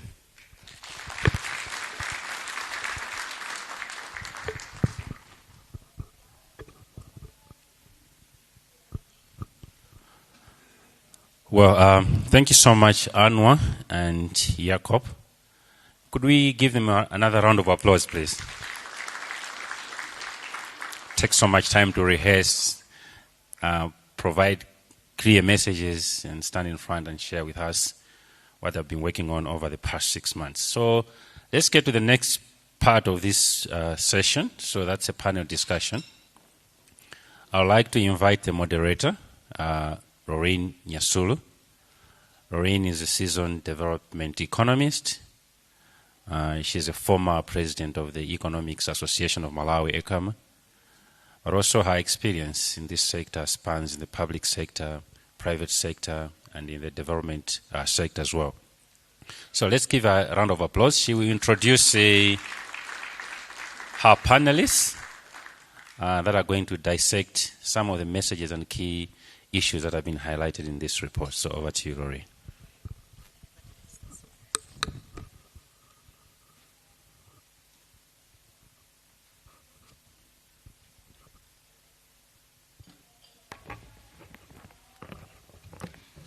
Thank you, Henry, for your kind remarks.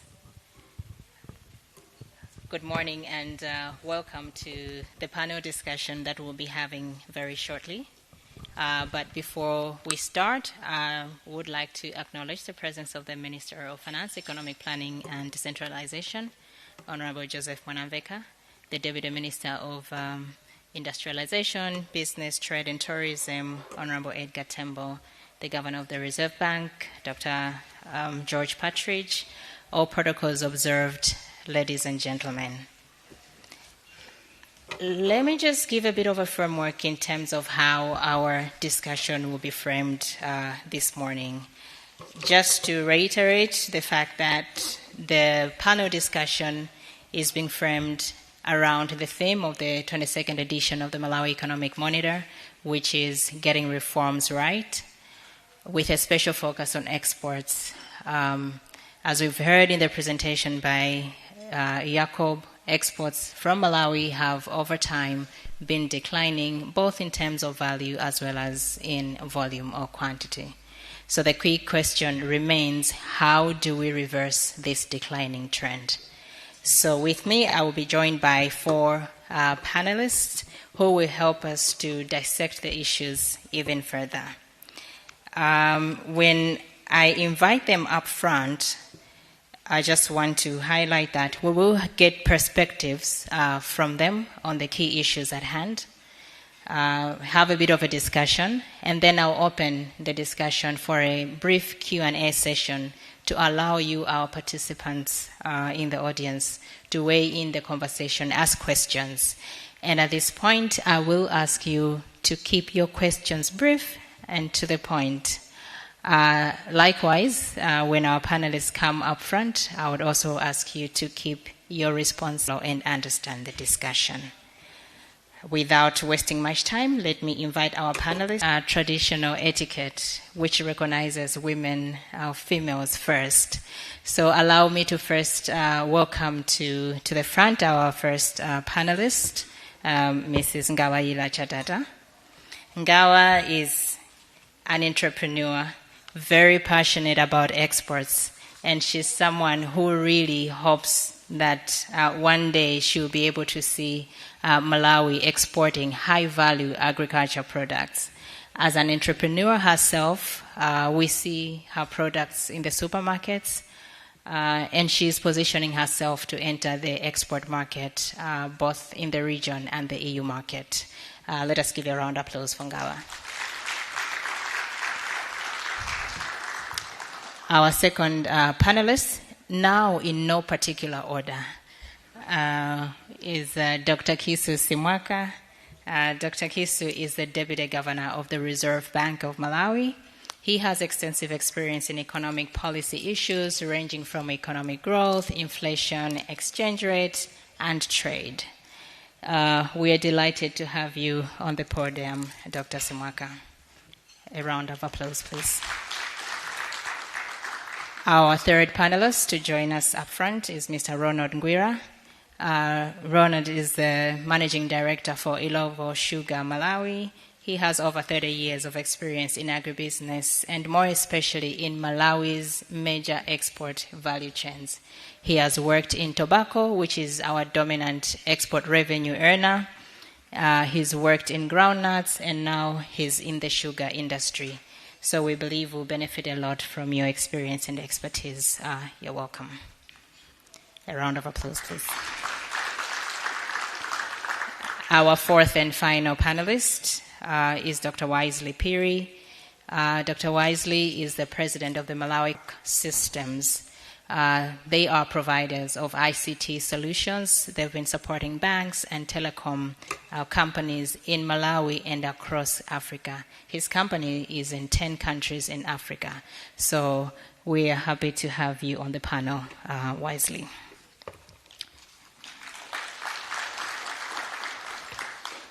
Thank you very much. I think just to frame and take us back a little bit as we start the conversation here, it's just the acknowledgement that the current administration has been in power for less than 6 months.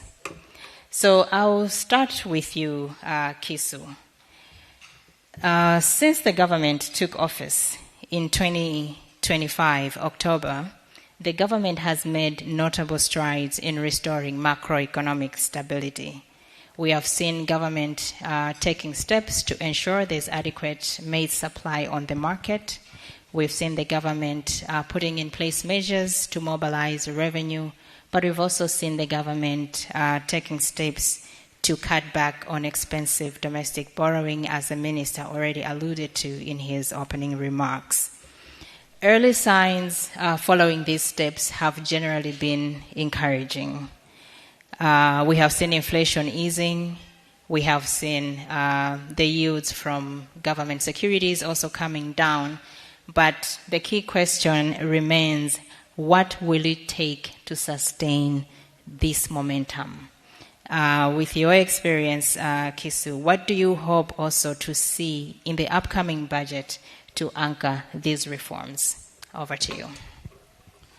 Yeah, thank you, moderator, for the opportunity.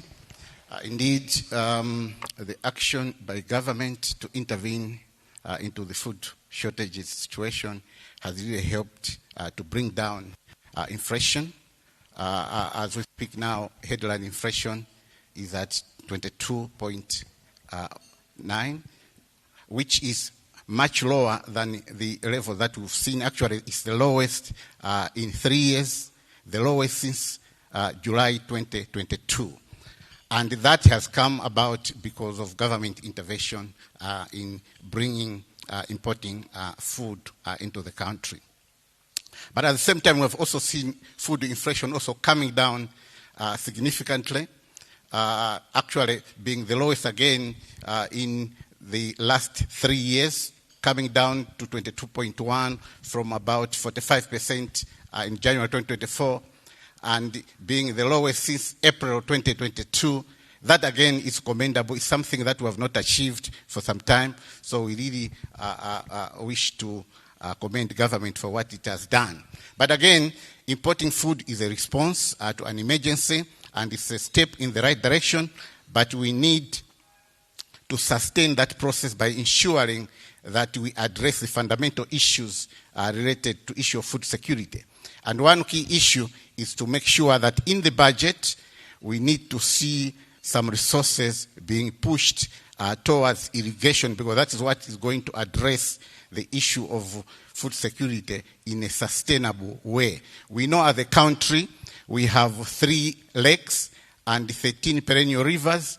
Lake Malawi being the major one, comes from the northern part of Malawi all down to the southern region, donating almost every day, every hour, every minute, huge chunks of water to Indian Ocean through Zambezi and through Shire via Zambezi.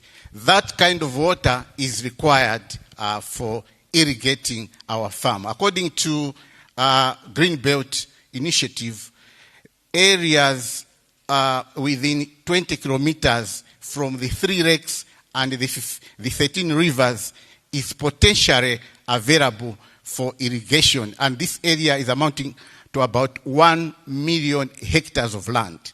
If we could leverage on that and improve on our levels of irrigation, which currently is only 10% of that, roughly around 90,000 hectares of land, it means we would go a long way in sustainably addressing the issue of food security in the country. So in the budget, I would be looking for something towards irrigation. Turning to non-food inflation. Non-food inflation has been above 20% for the past 3 years. To a large extent, it has been sustained by high money supply growth. And when we talk about high money supply growth, we are talking about money supply growth that has largely been driven by fiscal financing of fiscal deficit, because fiscal deficit has really been high over the past 5 years, rising to over 10%, and that is not sustainable for the country. So we need to make sure in the budget, the minister, which will be presenting, we need to see fiscal deficit being targeted at a lower, below 5%, the levels which we saw between 2016 to 2019, so that at least we can also bring non-food inflation down. Thank you. Thank you very much, Kisu. We're hearing 2 main issues coming out. From his vantage position, we're hoping to see irrigation address the fundamental issues with food production and also tame money supply growth. Thank you very much. Over to you, Wisely. Hearing the sentiments coming from Dr. Semwaka, from the private sector perspective, going through the report, we note that the private sector firms, they've been posing growth of annual sales of only about 3%, and only 6% are participating in the export market. From your side, what would you consider to be the top reforms that the government must pay attention to and prioritize in order to unlock investment and drive business growth? Let's keep the responses brief, 2 to 3 minutes. Thank you. Thank you. For me, maybe before I go much into it, I would say maybe as the government, we should first understand that Malawi is not an island. We don't operate in a silo. We operate in a global village. So if we want to export the same market that we want to export to, there are also others that are looking up to the same market. I think that should be the baseline of our decision-making as government in Malawi. So when you look at some of the issues that we've raised as a chamber from our members, I'll break down into a few of them. There are a number of them, but maybe I can just tackle 3. One, the first one is the macroeconomic stability, and we need the business-friendly tax regime. We've had a lot of issues over the past few years when you talk about the inflation, exchange rate, and also the fiscal discipline from the government side. I think we haven't performed well. I've seen that from the presentations as well as even the minister also alluded to the same. But I would also want to add another thing, which is on the taxes. When you're talking about the FDIs, people that would want to come and invest in Malawi, I think our taxes should be able to talk to each other. As of now, there is a tax that we've been talking as a chamber and like writing government on the same, there is supernormal tax, which keeps on coming and keeps on being reduced. I think as of now, we're talking about 5 billion. If we need someone to come in and invest in Malawi a huge amount, the 5 billion is like $2 million. You can't tell someone to say the moment you invest, for example, $100 million and you make $2 million as a profit, then that's a supernormal we charge you an extra 40%. It doesn't make any sense. Then again, we're talking about the infrastructure that we have as a country. As a country, over the years, we've talked, I will mention about the ATMM strategy. I think one of the things that we're talking about is the tourism. So we also have to ask ourselves, we again not operating in a silo. If we need the tourism sector to grow, we also have to have the infrastructure that should be able to support those. As of now, we've had issues to do with the power generation. Today morning, I would say I drove at 3 a.m., coming here from Brantay, and I was very worried that I will arrive in one piece, the way our roads are. So if we're having people that would want to fly into Malawi, we don't have an airport at the wreck. So people will be flying into Brantay or Lilongwe. Look at the roads that we have to the wreck. Can we invest in the infrastructure that will help us to achieve what we would want to achieve as a nation? Then the other part is the regulatory framework. We've seen a lot of back and forth in terms of decision making from the government side. I think one day they would wake up and say, we're banning this type of products. So as people in the business sector, we plan. So as we're planning, then maybe you're planning to export some commodities. You farm yourself. Then you plan to say, I'll be able to export in this month, this time of the year. The government wakes up and says, we're banning this. You export, you correct your dollars, then government wakes up and says, no, these dollars will be kept at the central bank. I think we need policies that should be able to talk to each other. One thing maybe recently that I might mention, I've got offices in Zambia, so sometimes I end up driving to Zambia. Government came up with the one border post. I think it's a brilliant idea in terms of the clearing charges, clearing times at the port. At the border, we've reduced really, actually 10 minutes you can cross into the other side. But then look at it the way you move from the border. From Zambia side, you might really find maybe one roadblock as you go to Lusaka. Come to Malawi. From the border to Mshinji, you might actually meet about 17 roadblocks.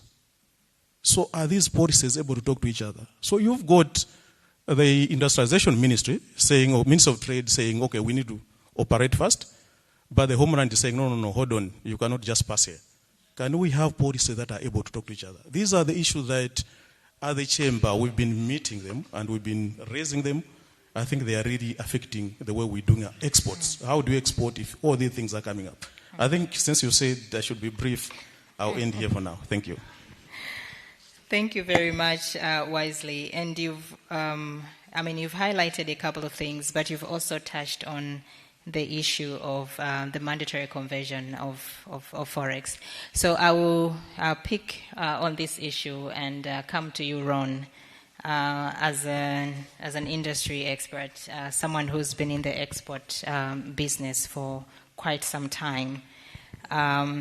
With the issue of mandatory conversion of the official rate, how do you price your products, your contracts? How do you hedge your contracts from such risks? And how are you managing repatriation? Since it's another key area that has come up over and over again, that yes, we are trying to promote exports to generate a revenue, but a lot of the big companies also repatriation is a challenge. So in this sort of environment, what are the key challenges that you are facing? Over to you. Thank you, Lorraine. And that question is a bit of a trap. But before I jump in, I would like to thank Honorable Mwanaveka as well as Honorable Tembo and the Reserve Bank Governor for making some bold decisions and I think signaling some difference in that space. In terms of pricing, in terms of your appetite, in terms of your risk, I think we've all lived through the graphs that you've demonstrated today in your report. And we are no different in the export sector. And regardless, whatever company you are, I'm with Ilovo today, but various other companies have gone through the same. 2021, at peak, we produced 285,000 tons of sugar, of which we exported over 120. So our business needs between $40 and $55 million a year to buy chemicals for crop spraying, for tractor tires, for factory maintenance. And we used to be self-sufficient before 2021. Last year we exported 12,000. So all the way down from 120 down to 12. Of the plus minus $50 million, we need accessing 15, you're lucky. If you get $100,000 on a week, you feel like you've won the lottery. Now, our cost escalation has been going up north of 40, 50% per year over the last 5 years because people are hedging and inflating your cost if you're buying locally because they are now pricing your tires, your spare parts at a replacement price, and they're hedging on top of that. So when you have a physical 44% per annum, 50% per annum, 38% per annum, so these are 10 percentage points above inflation, is your cost increase. During the same period, the currency alignment has only moved 25% thereabouts. You're now at a pricing point where it doesn't make sense to export any of your products. So Ilovo jumped into production of cotton just to be able to get access to FX. We're losing 25% on our kwacha value, but the spread on your FX, to save the main thing, which is sugar, I don't mind producing at a loss of 25% of the kwacha to get access to some foreign exchange to keep the factory alive. So, big questions that don't have answers. Are you pricing for risk? Are you pricing for replacement value? Are you pricing to encourage arbitrage to stop the outflow of sugar from Malawi or whatever product you're doing? Are you making provisions for sovereign debt? Are you making provisions for the risk of the nation? ICAM says, we're not in a hyperinflation. When you're registering your statutory taxes, your kwacha accounts are fine, but your group, if you're a multi-geography international FDI, they want to include your hyperinflation because the risk of repatriation of that money is going to be an issue. So it has not been an easy journey the last 5 years. There's glimmers of hope. I think we're doing a lot of the right things. We're signaling the right direction. But if we're going to build back stronger, if we're going to come back better, those roadblocks that you had, I think you had 7 offices to get an export permit. There's more like 12. Those 12 MDAs, by the time you finish 6-7 weeks into it, you get the paperwork. That buyer in Kenya no longer wants your product. You start again. And sometimes it takes 3-4 efforts to get that truck to go to wherever it needs to go. So removing some of those challenges. If we're going to build back better, I know we have a hole in the budget and we need to collect as much revenue, but removing a lot more stumbling blocks. For instance, the Shiri Valley Transformation Project, we're putting in 11 kilometers of pipes. There's 638 trucks of pipes coming up. Now, we're bringing in GRP pipes, which is fiberglass glass pipes. 6 months with MRA to get them to change the classification. They either had plastic pipes or metal pipes. For us to bring that in under the right duty code took 6 months of conversations.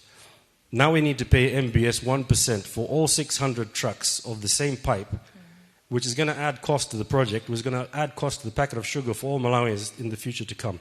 Similarly, NRT, if we want to build back specific industries, the non-resident tax in implementing or building these large capacity projects is non-refundable, and that's just going to add cost. So if we want to become market players, regional players on the back of the challenges that we've had, and there are lots of challenges, we need to look at a lot of those things that you have highlighted in your report.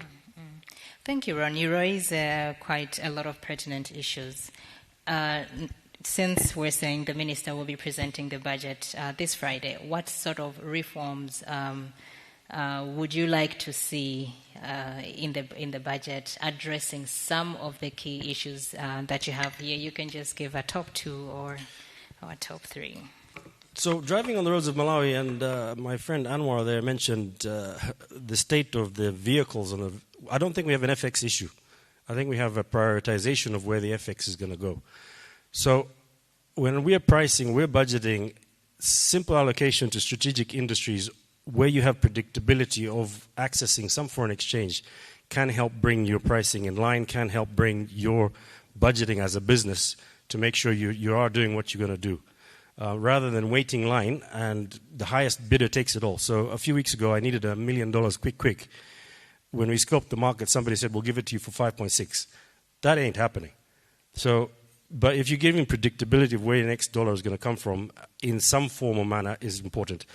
The there's no point in exchanging, retaining the 25% mandatory, giving it up at 1.7 to tomorrow buy it back at 3.6.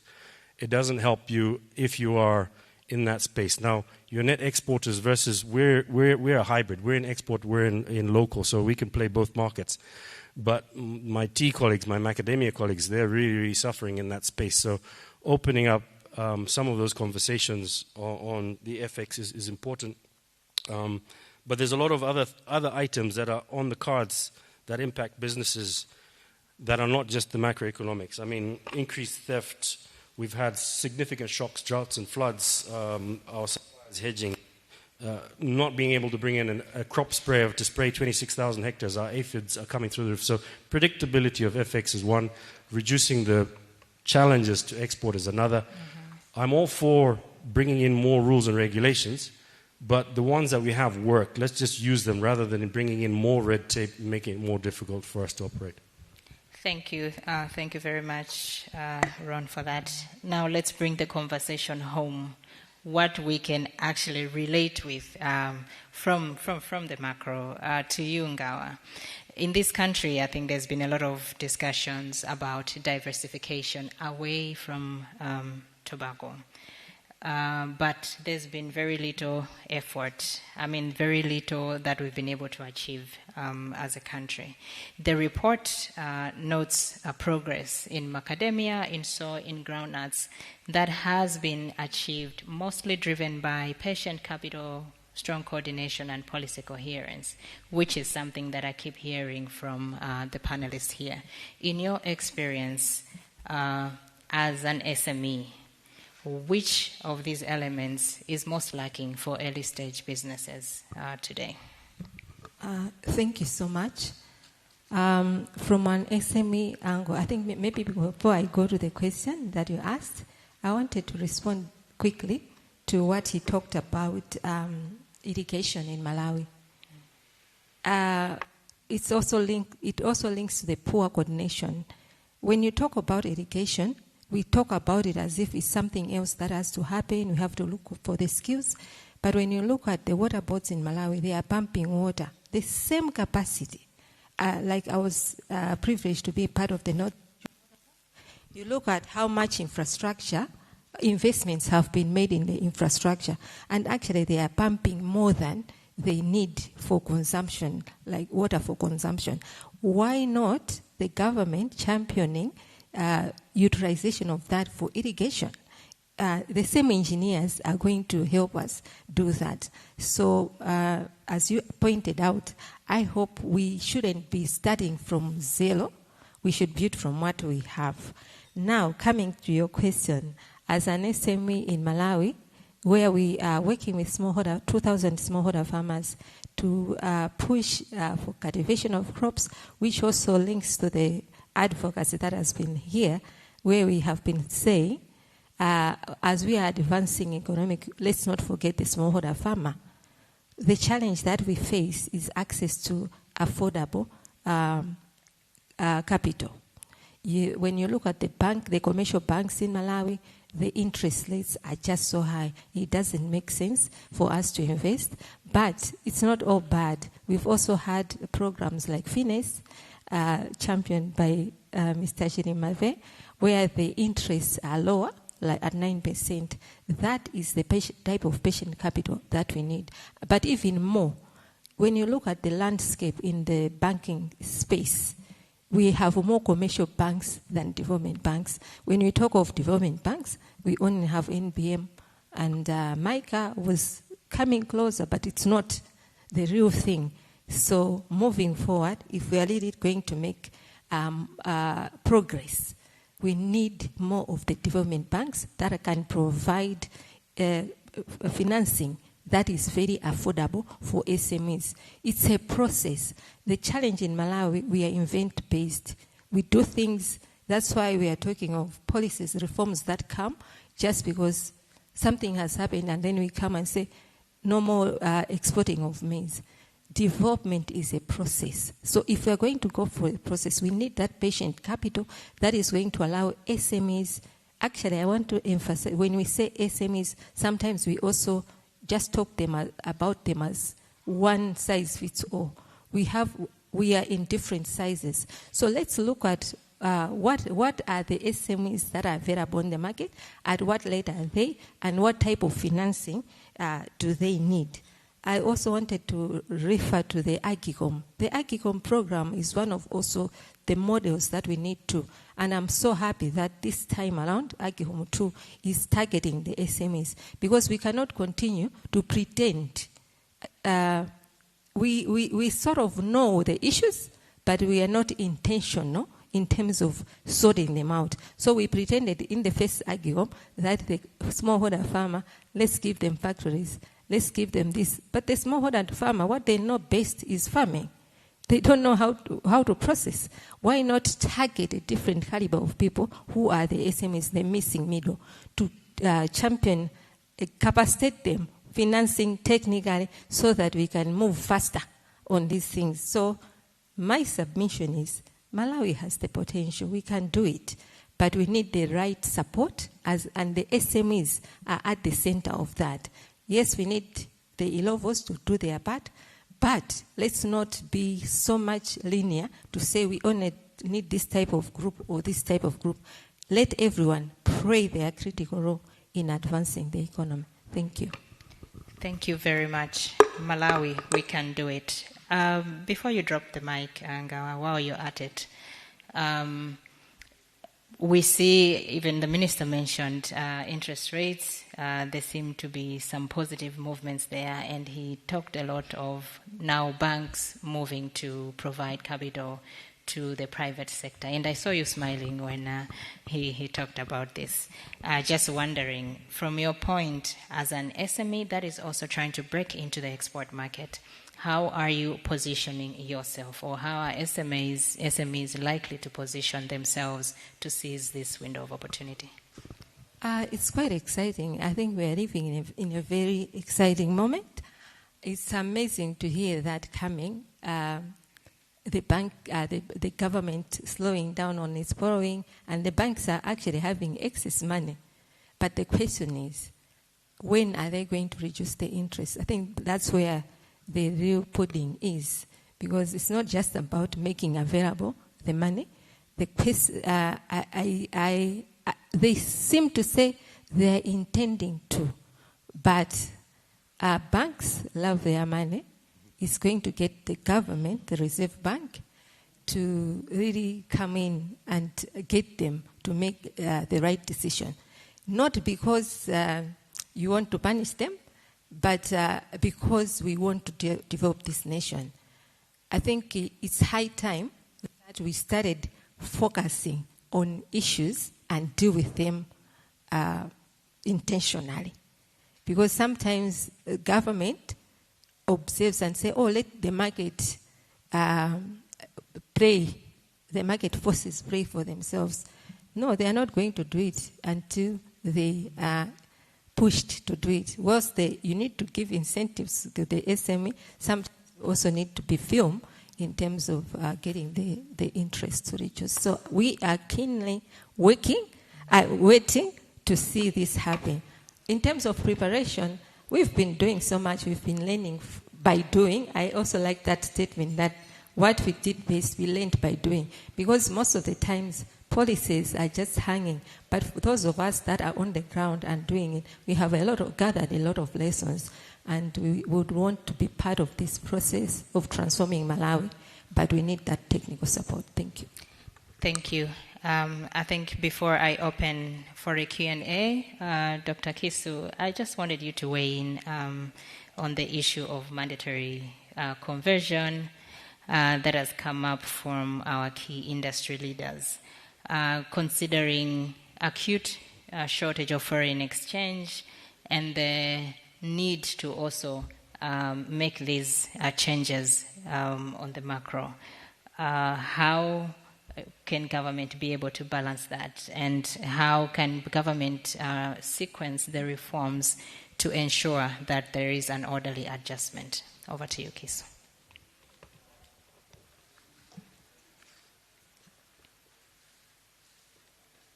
The issue of the convention came in following the significant shortages of Forex that we have faced in recent years. And you know that in trying to address that problem, we tried to devalue the kwacha in 2022, May 2022, by about 25%, and later in 2023, November, by about 45%. The idea really was to try reduce the gap between official and the informal or parallel market, otherwise known as black market. But you know quite well that that process failed to achieve the intended purpose. Largely, of course, because of the high money supply growth that is fueling the pressure on the kwacha.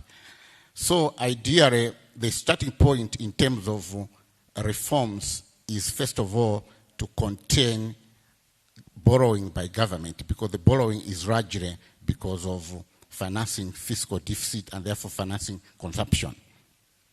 If we contain that, because as I'm speaking here, borrowing by government, bank credit as a government share of credit to government has grown from 60%, implying that government takes about 60% of credit from the market, to currently 70% of the credit from the market. And then 10% of that goes to parastatals, and then 20% remains for the private sector.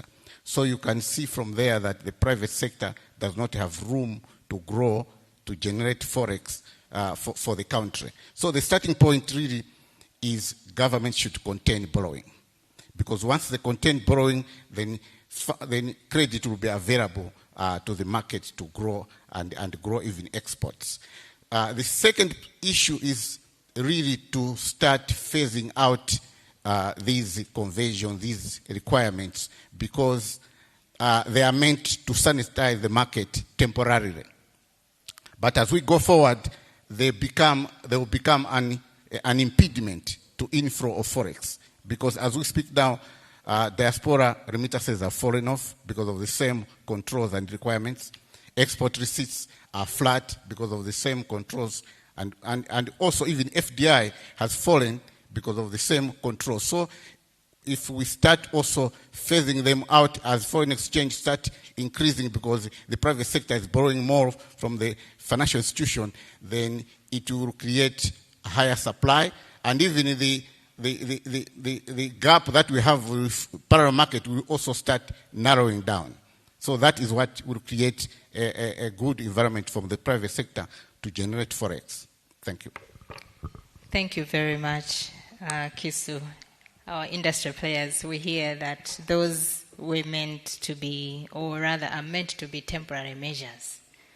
So it's good to hear the economic policy experts and the industry experts speaking the same language. We hope we'll be able to see changes very soon. At this point, let me open up the session for a brief Q&A. May I please have some mics? Okay. So I'll open up the session. If you have a question, please raise your hand. The mic will come to you.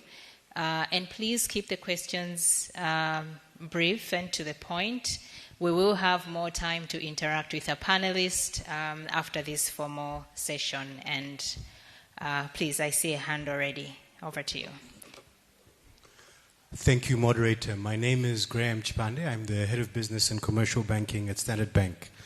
First of all, I wanted to commend Ngawa. I recently took some packs of your tea as presents for my colleagues abroad. And the first thing they asked is this from Malawi? The packaging doesn't seem like it would. So thank you very much for at least elevating the standard, but also proving what SMEs who make proper use of preferential resources can actually do. My question comes to the president of the Chambers of Commerce, because he talked about, I think it was Ron who talked about building back certain industries through preferential treatment. And I wanted to balance that with Jakob's presentation, when he talked about removing preferential treatment for certain industries who've maybe over-enjoyed those protections. And I think it was yourself who once said public sector can't misbehave without the private sector. So I won't ask this question to government. I'll ask it to you in the private sector. To say, what role now can we play in the private sector to police malfeasance and some of these misbehaviors that actually lead to, some of these benefits being abused? So what role is it that, especially as a chamber, we can start to play to police and make sure that these things aren't being abused and actually enjoyed for the right reasons? Thank you. Thank you very much, Graham. I'll take a few more. Do I see another hand? If not, as you think about it, as you still reflect, I will pass it over to Wisely. Thank you for your question. So, firstly, we need to understand the role of the chamber in all this. We represent the private sector, and our role is to lobby for the conducive environment for the private sector. So if the government does policies that prefer the private sector as with the engine of the growth, we really appreciate that. In terms of the actual policing, I believe government already has some arms that are supposed to be policing and regulations and all that. And every private sector, we subscribe to those arms of the government. And honestly, I would leave that to them to be able to do their work. Maybe just to add on the same, when you look at where we're coming from, I think we've had issues. I know you come from the banking sector. We've had a number of issues where people would come and complain on FX. I think some would say there are some underhand dealings. And for us, if we asked, we'll just refer to the government arms that can take those actions. I think that's what I can say from our side. Thank you very much, Wisely.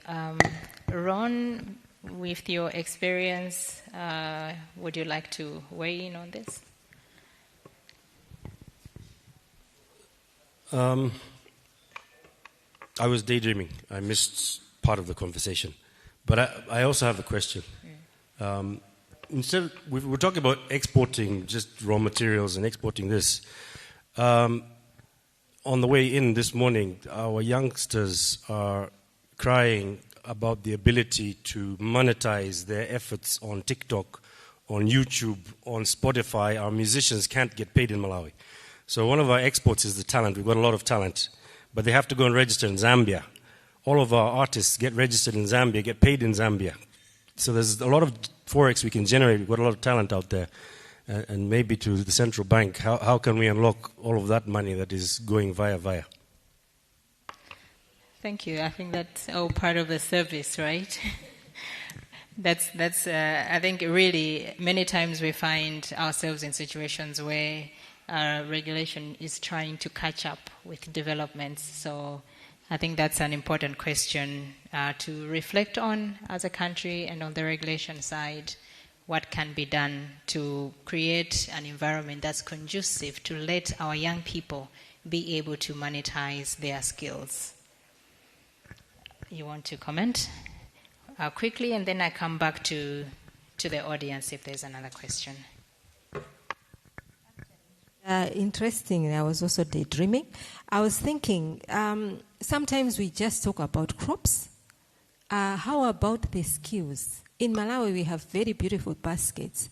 When I travel, I see a lot of East Africans bringing in their crafts.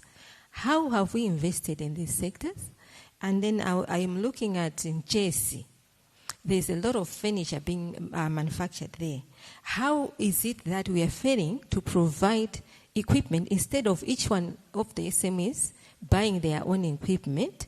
The government invest in an incubation center where we have the equipment that they can just come and use and come. Their focus should be on creativity and not on buying equipment. So in relation to the same, how are we facilitating that our creative people get paid the value that they should, instead of letting us all struggle to come up with something like invest in the equipment and all that?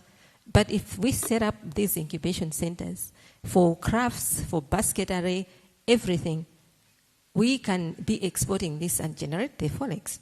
rather than just focusing. And then I also said patient capital. Yes, how academia was able to do that is because they have that patient capital. But can an SME have access to that patient capital and invest? Because we don't see a lot of Malawians investing in things like macadamia, cashew nuts, but they are high value crops. But it's simply because it's so expensive to do it. Thank you.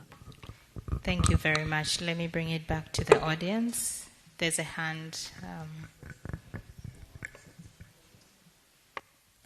Thank you very much. I'm Hamilton Kamwana. I just want to appreciate, my question will go to MCCI. We have what they call African Growth Opportunity Act, AGOA.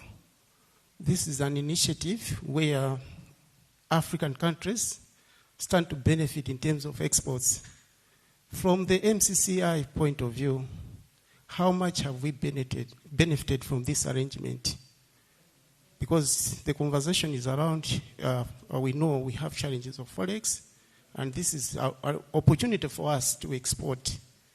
Do we benefit from this arrangement? Thank you.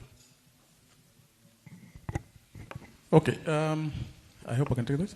So I will call in my CEO to order, because she's from the Secretariat. But maybe before she comes in, I just want to comment on one thing. I think two of the panelists have commented about the services sector. I also come from the services sector, and we've exported a lot. As I'm saying now, I've got my team of 12 engineers that are currently in Rwanda implementing some systems. What we've noticed over the years, I think the way we've done our taxation is it revolves around commodities, not services.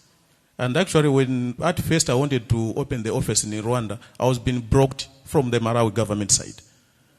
You would be pushed from one office to the other, to the trade minister and all that. But being the services, all you do the next moment, you just catch the flight, go there. If they rose the other side, they're able to allow you, then you go and proceed. So I think from the World Bank side, I've seen the numbers, but I haven't seen much. You've mentioned ICT, but I haven't seen much in terms of the services sector. You might also want to look into that. I know the numbers that we're making, they are not small numbers. If you compare with the other numbers that you're pushing there. Maybe the next report, you might want to look at the services and compare, because as a country, I think we're doing really great on the services sector. In terms of the question that came, maybe I can ask Daisy to just take it up. Yeah, as Daisy comes, also just to highlight that the AGOA preferences, they expired last year, and we saw a significant decline in Malawi's exports to the US. But I'll let Daisy comment more on that. Thank you very much. I think the challenge for Malawi is not the non-existence of markets. I think the challenge for Malawi is what exactly we're talking about today, looking at increasing exports. Since I joined the chamber, we've had several inquiries for products from Malawi. And then when we send that out to producers in Malawi, they'll tell you, no, we cannot meet that supply or that demand because we just don't have the consistency on quality, even the volumes to actually be able to fulfill these opportunities. So it is quite a challenge, and I think for me, the discussion on looking at how we incentivize and really create opportunities to increase our exports, we have to take it seriously. Because year in, year out, we're talking about it, but nothing is happening. We're not seeing that growth. In fact, right now, it's much easier from our members, what we're hearing, it's much easier for them to import than to export. So for me, I feel that we have to move beyond the rhetoric. And if we're going to grow this economy, we really need to look at how we're growing our exports, because those opportunities are there. AFCTA is a huge market, SADC, COMESA. Now we're looking at China and others. But we can't fulfill the demand out there because we just don't have enough. Thank you. So the challenges are not the market, but capacity, limited capacity to be able to meet the needs and requirements of the market. I see a hand on my right.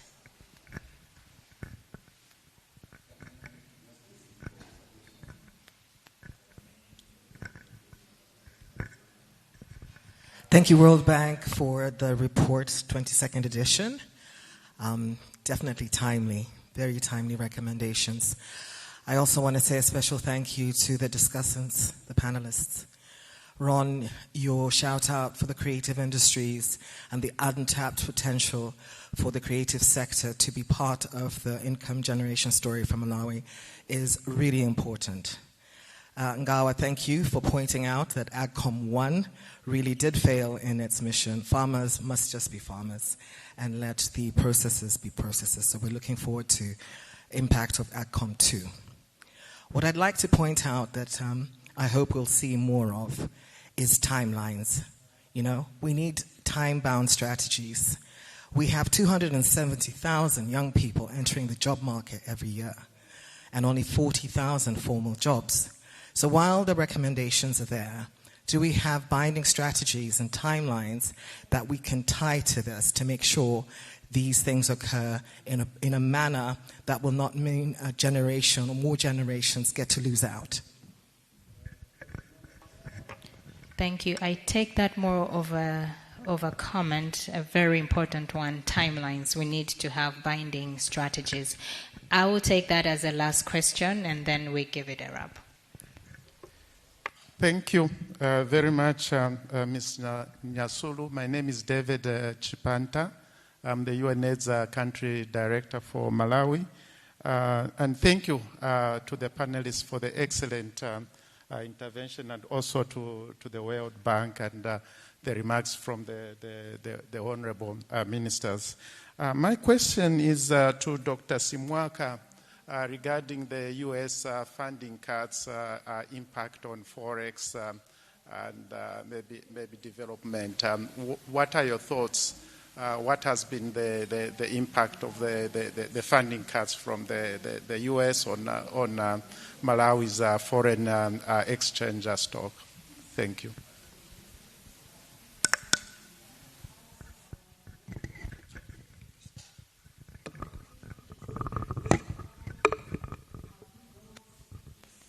Yeah, the cuts, of course, have been significant because, you know, as a country, we've been struggling with the issue of Forex.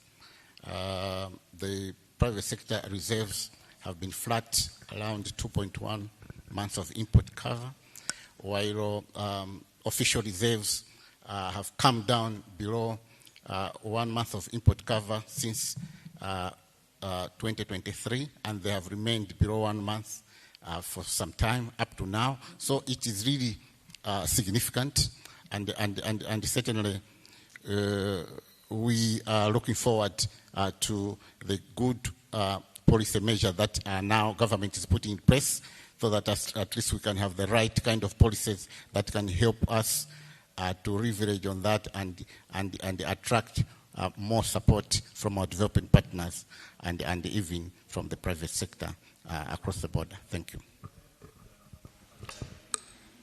Thank you very much, Dr. Simwaka, for that. Import cover less than a month. I think those are real issues that need to be addressed.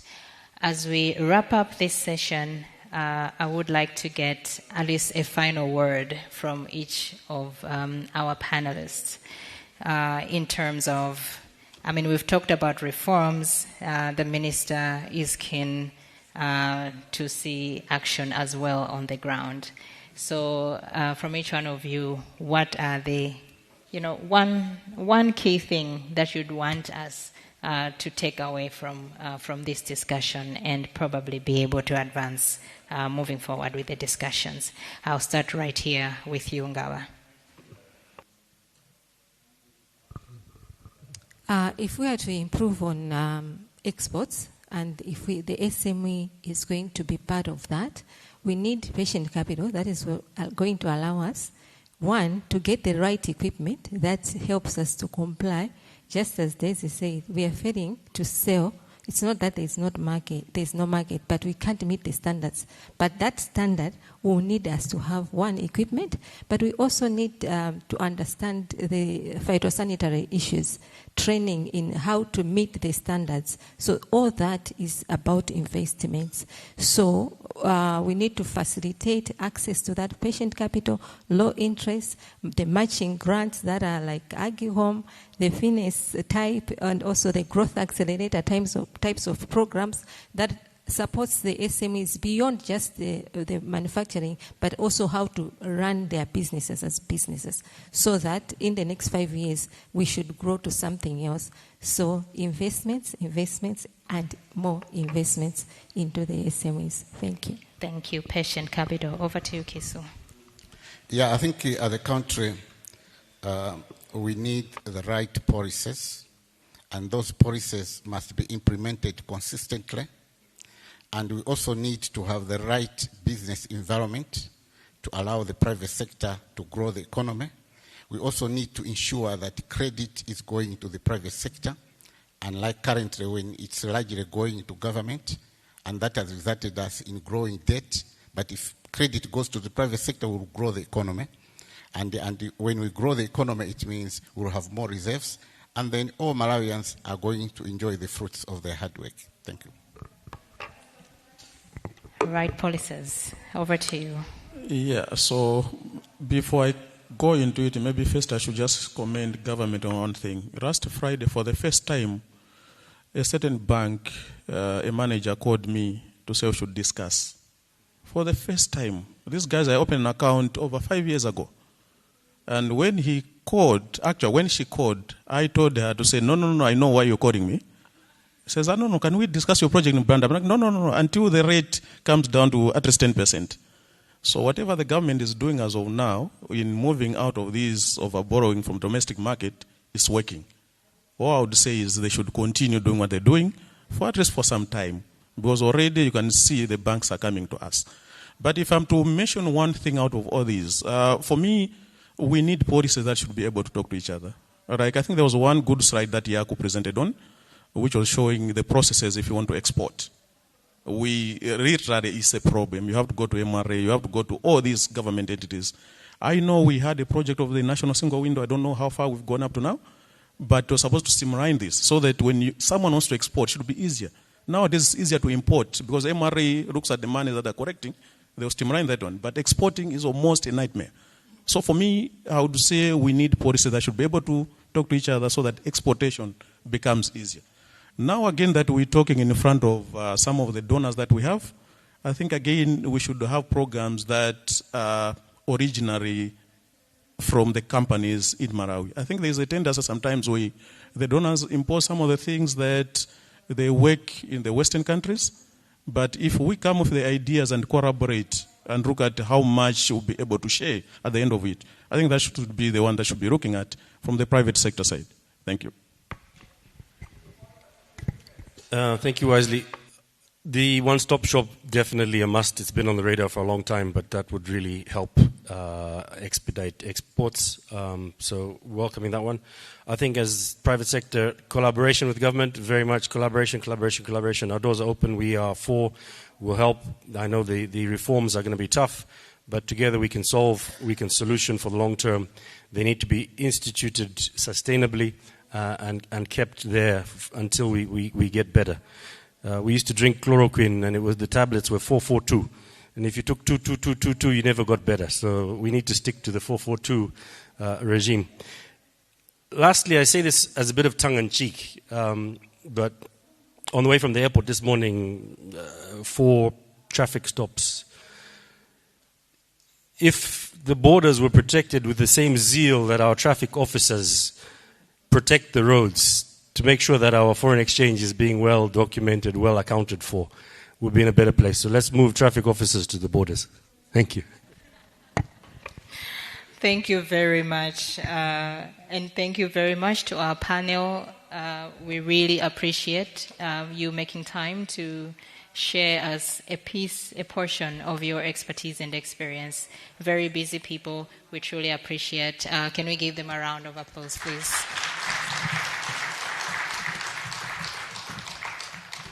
Thank you very much, and my role ends here as well.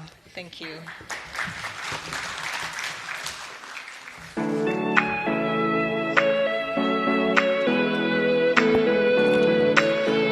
Well, thank you so much, Reen and all the panelists. I think it was an exciting one. Let's give them another round of applause, please. So you come to almost the end of our session, which is started in the morning. Now it's slightly over lunchtime. Let me invite Firas Raj for your vote of thanks and then closing. Firas.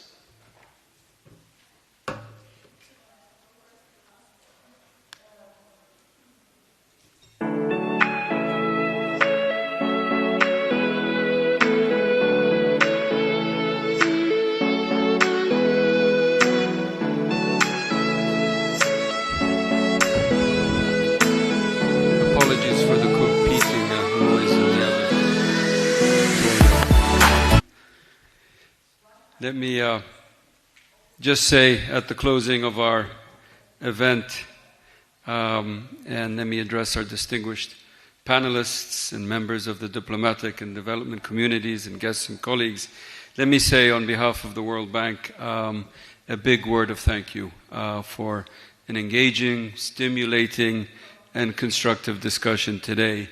And as we move to close, let me try to distill just some of the core messages of the MEM, echo some key points made by our distinguished panelists and speakers, and express appreciation to all those who contributed to the report and the dialogue today. First, the economic context is still quite sobering and demands urgency. Real GDP growth of 1.9% in 2025, below population growth, means living standards continue to decline for the fourth straight year. Inflation averaged 28.4%, amongst the highest in the region. Fiscal deficits have averaged roughly 10.9% of GDP since 2022, pushing public debt close to 90% of GDP and crowding out critical investment as interest on domestic debt absorbs half of domestic revenue. Second, reforms are underway to address this challenging economic context. And getting these reforms right will require persistence, single-mindedness, tough choices, careful sequencing, clear communication, shielding the poor and vulnerable, and sustained implementation. Third, the export challenge is central. Malawi's export base, as we heard from Jakob, is concentrated and fragile. Tobacco still accounts for about 61% of goods exports, and the number of products in markets has shrunk markedly over the last decade. On the side of the World Bank, I wanted to note in this area that we are moving ahead with financing a multi-year government operation, mThrive, designed to boost exports and the competitiveness of the export sector. Fourth, the path forward is practical and achievable with sustained reform momentum. The MEM calls for a coherent agenda grounded in 4 objectives: restoring macroeconomic stability through credible fiscal consolidation, enabling the private sector with consistent, transparent rules, improving public service delivery by shifting spending towards results, and strengthening critical infrastructure, especially in the areas of energy, transport, and digital. As to our distinguished speakers and panelists, let me just echo a few key messages. The Honorable Minister, Joseph Wanamveka, stated clearly that the time for reform is now. And to quote a well-known American poet, Dolores Kendrick, now is the time to praise. He also underlined that reforms need reformers to champion this process, and that a team exists within finance, trade, and RBM to carry out sustained, bold, and well-sequenced reforms. On export promotion, the Honourable Minister emphasized the importance of developing structured markets, a la the tobacco industry, and developing value addition across all products. The Honourable Deputy Minister Edgar Tembo highlighted the importance of driving up productivity levels to boost the competitiveness of Malawi's export sectors, and he emphasized the diversification of exports is not only about adding new products, but it's very much about transforming product structures. The panelists emphasized a couple of important points. I think Ronald argued that Malawi doesn't so much have a FX problem per se, but more of an FX prioritization challenge. He also argued for reducing the challenges of exporting and using policies that work and not necessarily developing new ones, and collaboration within government remains essential. Ngaba stressed that Malawi has great potential of exports and underscored that SMEs should be at the center of the export agenda alongside the much larger firms. Kisu emphasized the 1 million hectares of land close to the lakes and rivers of the country, that these hectares can be developed through irrigation, and this can help drive food insecurity and tame food inflation. He also highlighted that fiscal consolidation and taming money supply growth is important for bringing down non-food inflation.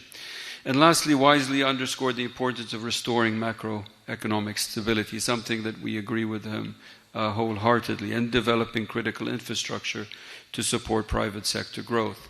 He also stressed the importance of making sure that there is predictability in the implementation of policies and that policies speak to one another, especially in the areas of trade, industrialization, and border control policies. Before we close, let me express my own personal thanks to our dedicated MEM team, led by Jakob and Anwar and Ephraim, and consisting of a wide range of contributors, some of whom I see in this room from the World Bank Group. Producing this report every 6 months is not an easy task and requires a lot of effort, coordination, and hard work, and we owe them a debt of gratitude. I'd also like to single out our colleagues Henry Chimbali and Demister Misomali for the great job that they do at pulling these events together. And lastly, our gratitude extends to a number of partner institutions whose valuable inputs enriched this report. As Jakob mentioned early, namely the Ministry of Finance, RBM, the Ministry of Trade, National Statistics Office, the IMF, and I see our friend and colleague Nelnan with us, and representatives of the private sector and civil society. I'd also like to pay tribute to our great panelists who enriched our discussion today. I think to every institution and individual who enriched this report and our discussion today, a heartfelt Zikomo Kwambiri. We thank you once again for attending this event and hope you found it useful and informative, and we look forward to seeing you at our next MEM event in July of this year. And in the meantime, and until we meet again, I wish you well, and may God hold you in the palm of his hand. Thank you. And back to Henry.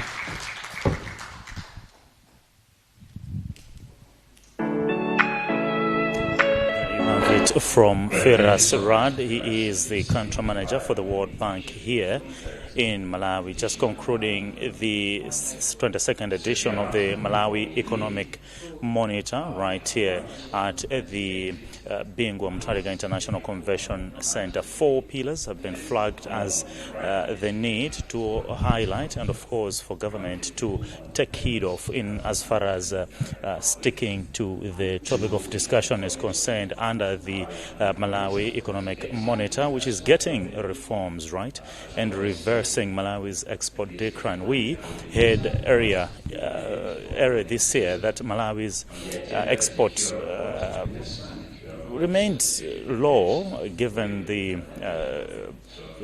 deficit that was there in terms of trade.